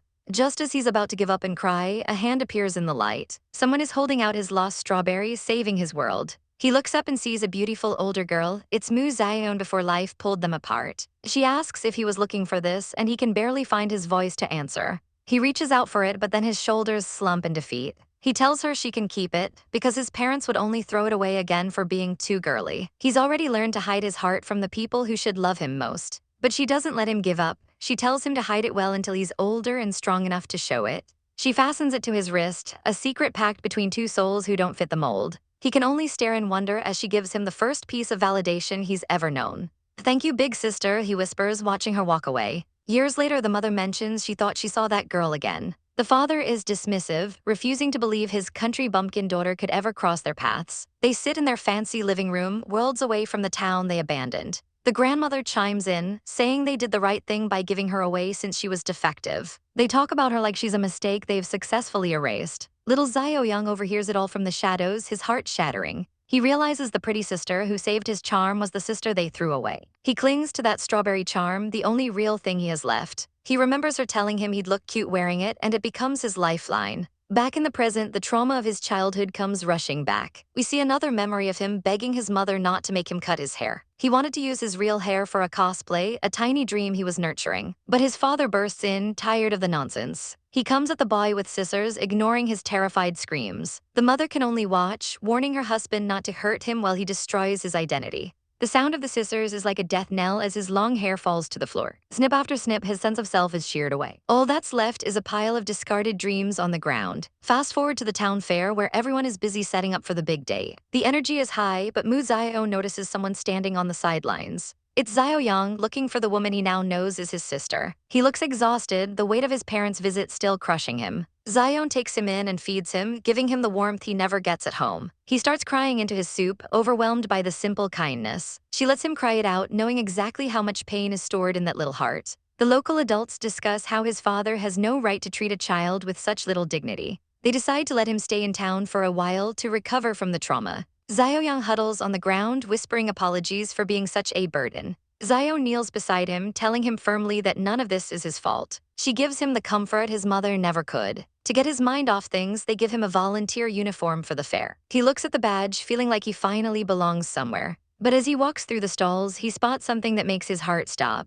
A group of girls teases him for staring, but he's not looking at them. He's found a booth called the Cross-Dressing Amusement Park. It's a project meant to encourage everyone to try on whatever clothes they like. Xiaoyang hesitates, his father's voice still screaming in his head. But then, with a spark of defiance, he decides to sacrifice himself and participate. He heads to the styling stall, heart racing as the stylist gets to work. When he looks in the mirror, the person staring back is finally the one he's been hiding. He starts to cry again, but this time it's not from pain. The barber panics, thinking he hates the look, but Xiaoyang manages to choke out that he loves it. When lunchtime rolls around, the staff calls out for everyone to take a break. Xiaoyang steps out into the light, wearing a wig and a dress, looking absolutely radiant. His friends start teasing him, and he chases them around with a stick, his laughter finally ringing out through the fair. For the first time in his life, he's not hiding, he's just living. Xiaoyang remembers the taste of freedom Mu Xiaoen gave her. It was a glimpse into a world where style didn't mean mockery, and she could finally breathe. But now she's hiding in a bathroom stall, terrified of the rejection she knows is coming. Mu Xiaoen was the one who saved her, but the pain of this goodbye is cutting deep. Our poor heroine is a total mess, wondering why the woman she looks up to isn't begging her to stay. She's sobbing over the sink, feeling completely abandoned by the one person she thought understood her. Outside, the staff is worried sick, but Mu Xiaoen is staying ice cold. She's busy hammering away at signs, refusing to get dragged into the family drama. If they helped every tourist with daddy issues, they'd never get any work done. Mu Xiaoen insists this is a battle Xiaoyang has to fight for herself. She looks like a total savage, but deep down, we know she's just trying to force her friend to grow a backbone. She finishes the sign, leaving the burden of choice exactly where it belongs. It's time for our girl to face the music. Xiaoyang is still drowning in tears, looking absolutely pathetic. When Mu Xiaoen walks in, she doesn't offer a hug, she offers a reality check. She hands over a phone, telling Xiaoyang she's got the wrong idea about everything. Mu Xiaoen didn't just find a paradise, she built this place from the ground up. She's not some free spirit, she's a woman who fought to create a steady anchor for people like them. She shows her the youth initiative, the very reason this town exists. Peachtown was designed to be a sanctuary for those who want to show their true skin without fear. She created a feast for the eyes and a home for the soul. But she can't force Xiaoyang to choose freedom, that's a step she has to take alone. Xiaoyang looks like she's seen a ghost as the truth finally sinks in. You can't be a perfect, obedient child to toxic parents while expecting someone else to save you from the depths. Mu Xiaoen isn't going to beg, and she isn't going to play hero today. If she wants to be free, she has to do it the right way. Xiaoyang is confused, wondering what the right way even looks like. They're adults now, and being an adult means having the right to fight for your own life. Fighting her own father seems impossible to our poor heroine.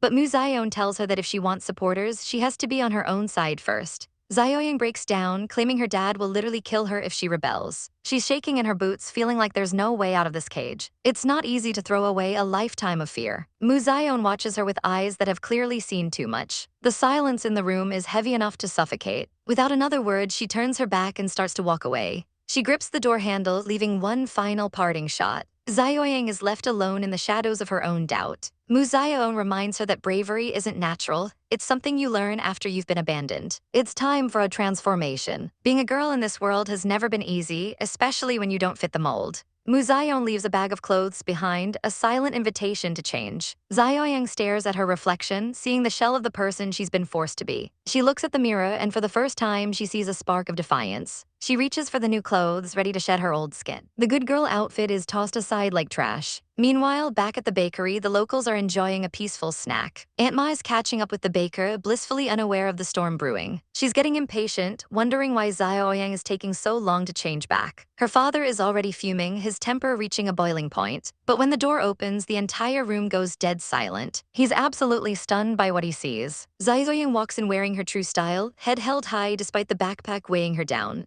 The layout of the shop feels tiny compared to the massive tension in the air. Her dad explodes, demanding to know what she thinks she's doing. Her mom tries to play peacemaker, begging her to be a good boy and just go home. But Xiaoyang looks her straight in the eye and asks the ultimate question, "Do you find me disgusting too?" The shock on her mother's face is palpable. She asks if they really hate this version of her so much. Her mom is speechless, caught between her daughter and her husband's rage. Her father slams the table with the audacity of a man who thinks he owns her. He screams about embarrassment, but Xiaoyang just calmly agrees. She admits that she does feel disgusted. But it's not because of the clothes, it's because of him.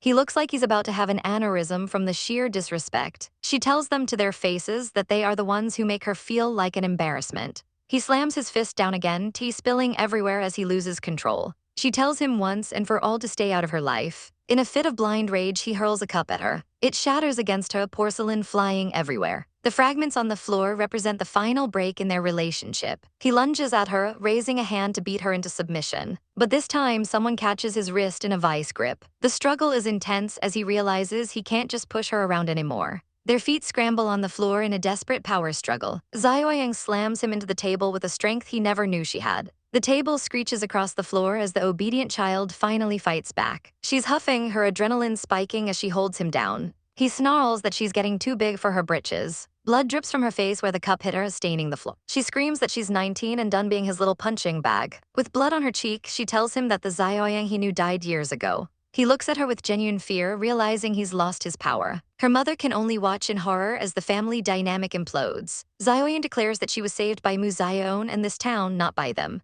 The onlookers are frozen, witnessing the most savage family therapy session ever. She shouts at the top of her lungs that she isn't scared. She isn't scared of his threats or his temper anymore. She lets out a guttural scream, releasing years of bottled-up trauma. She's gasping for air, finally free from the weight of his expectations. The words echo through the bakery, "I'm not scared of you anymore." Mu Xiaoen rushes over to help her, finally stepping in now that the battle is won. Her father sits there looking like a pathetic, broken old man. He stares at his trembling hand, the reality of his failure setting. He finally admits that she's simply all grown up. He picks up his phone, making one last call. He tells the people on the other end that he's banged up and won't be coming home. He's finally retreating, leaving the bakery for good. He walks out the door, leaving his daughter behind in the sanctuary she fought for. He looks absolutely miserable, a man who chose his pride over his child. He leaves the strawberry hair tie on the floor, acknowledging there's a place out there that actually suits her. The tension in the shop is thick enough to cut with a knife as the talk of hospitals and sickness begins. Our poor girl on the floor is absolutely terrified, swearing up and down that she isn't sick. The men around her aren't buying it, wondering why anyone would be so scared of getting medical help. Things escalate fast as one of them calls for backup like this is some kind of high-stakes raid. The mother is caught in the crossfire, her face a mask of pure anxiety. But the father, he's on a total power trip, determined to force his will on everyone because he thinks his own child is abnormal. Thankfully, not everyone is a pushover, and a voice of reason reminds him that his child is a grown adult with her own rights. She stares him down with zero fear because someone has to stand up to this bully. The old man is stuck in his ways, acting like his word is law just because he's the head of the house. But the door creaks open, signaling that the real chaos is about to arrive. The father's eyes practically pop out of his head when he sees who's standing there. It's our girl, and she looks like she's about 2 seconds away from ending this man's whole career. She stands tall, radiating massive "don't mess with me" energy. She casually invites him to call the police, knowing full well he's the one in the wrong. She asks him if he really thinks the local officers will just let a literal kidnapping slide. The mother is stunned into silence by our heroine's savage confidence. The boss pulls her close, but our girl is ready to throw hands if she has to. She whispers that she can handle this, and honestly, we believe her. She reminds them all that this family matter is quickly becoming everyone's problem. The mother looks like she's finally starting to feel the weight of her choices. The father tries to bark orders, telling them they aren't part of the family. Our girl looks down at the girl on the floor and gives her some tough love. Don't cry while you're trying to be intimidating, it ruins the vibe. She calls the old man's threats super lame and tells everyone to get up. Our girl is on a mission now, demanding antiseptic wipes like she's the one running the show. Everyone starts moving to her beat, leaving the father standing there looking totally irrelevant. He's sweating bullets as he realizes he's losing control of the situation. He screams for the kid to pack up, but it sounds more like a desperate plea than a command. Our girl isn't having it, calling him out for his total lack of manners. She leans in close, demanding compensation for the trouble he's caused her people. The name Xiaoen carries a lot of weight, and it's clear he's starting to realize who he's dealing with. The girl looks up, hope finally flickering in her eyes. The father is livid, asking how she dares to speak to an elder like that. Our girl drops the most savage burn yet, saying everyone older than her in town has already been cremated. She doesn't give a single flip about his elder status. Even the guy at the counter is just watching the drama unfold like it's a primetime soap opera. The father tries to mock how she was raised, but he's really just projecting his own failures. He claims he gave birth to his son, and our heroine immediately points out the biological impossibility of that.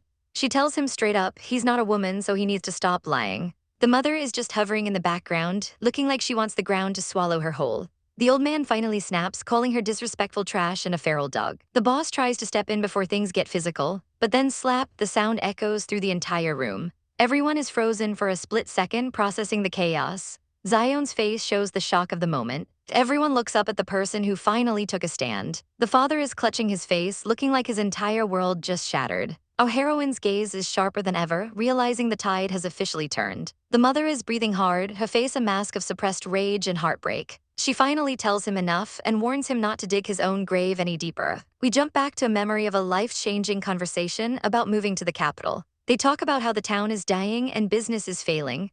The grandmother was ready to toss the poor girl out like trash just for being born. The little one sleeps peacefully, unaware that her fate was being decided by people who barely wanted her. The woman asks what will happen to her heart breaking for the child. She looks at her friend, searching for some kind of hope in a hopeless situation. They stand outside, the weight of the future heavy on their shoulders. She hugs the child tight, promising to protect her. Her hands clench as she remembers being forced to work at 13. She shares a heartbreaking story about her daughter and the pressure from her in-laws. She admits that if she had a choice, she would have preferred not to be born a woman at all in this cruel world. They stand in the fading light, two women bonded by shared pain. The man decides it's time to quit smoking and start fresh. They pack their bags, leaving the past behind for a chance at something better. She takes one last look at the life she's leaving behind. She picks up the little girl, telling her to listen to her new mommy. Her eyes are full of a quiet, desperate determination. The child is bundled up, ready for a journey she doesn't understand. A name is called out, a final goodbye echoing in the air. She looks away, unable to face the pain of parting. The earrings catch the light as she prepares for the next chapter.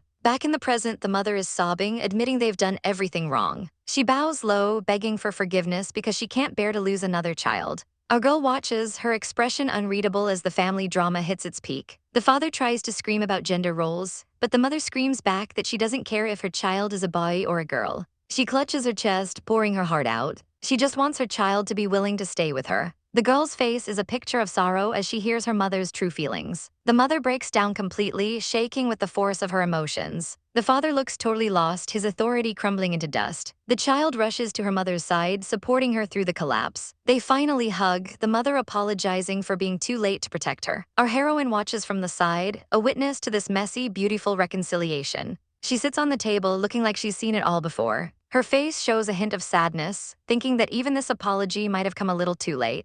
The mother sits with her child, pouring out all the things she's kept bottled up for years. The father looks dejected, his power gone. But the mother isn't done yet, her eyes burning with a new intensity. She drops the ultimate bombshell, she wants a divorce. The father looks like he's seen a ghost. He asks if she's gone mad too, unable to process his wife actually leaving him. Suddenly, a hand grips his shoulder with terrifying strength. The boss tells him he's caused enough trouble in his store. He demands to be let go, but the grip only tightens. Our girl watches as he struggles, looking totally pathetic. She looks away, done with his nonsense. The boss scares him off once and for all, showing him what real strength looks like. The father stumbles away, his pride in tatters. His eyes are wide and crazed, realizing he's lost everything. He mutters that everyone has gone insane. The group finally settles down, sharing a quiet moment of peace after the storm.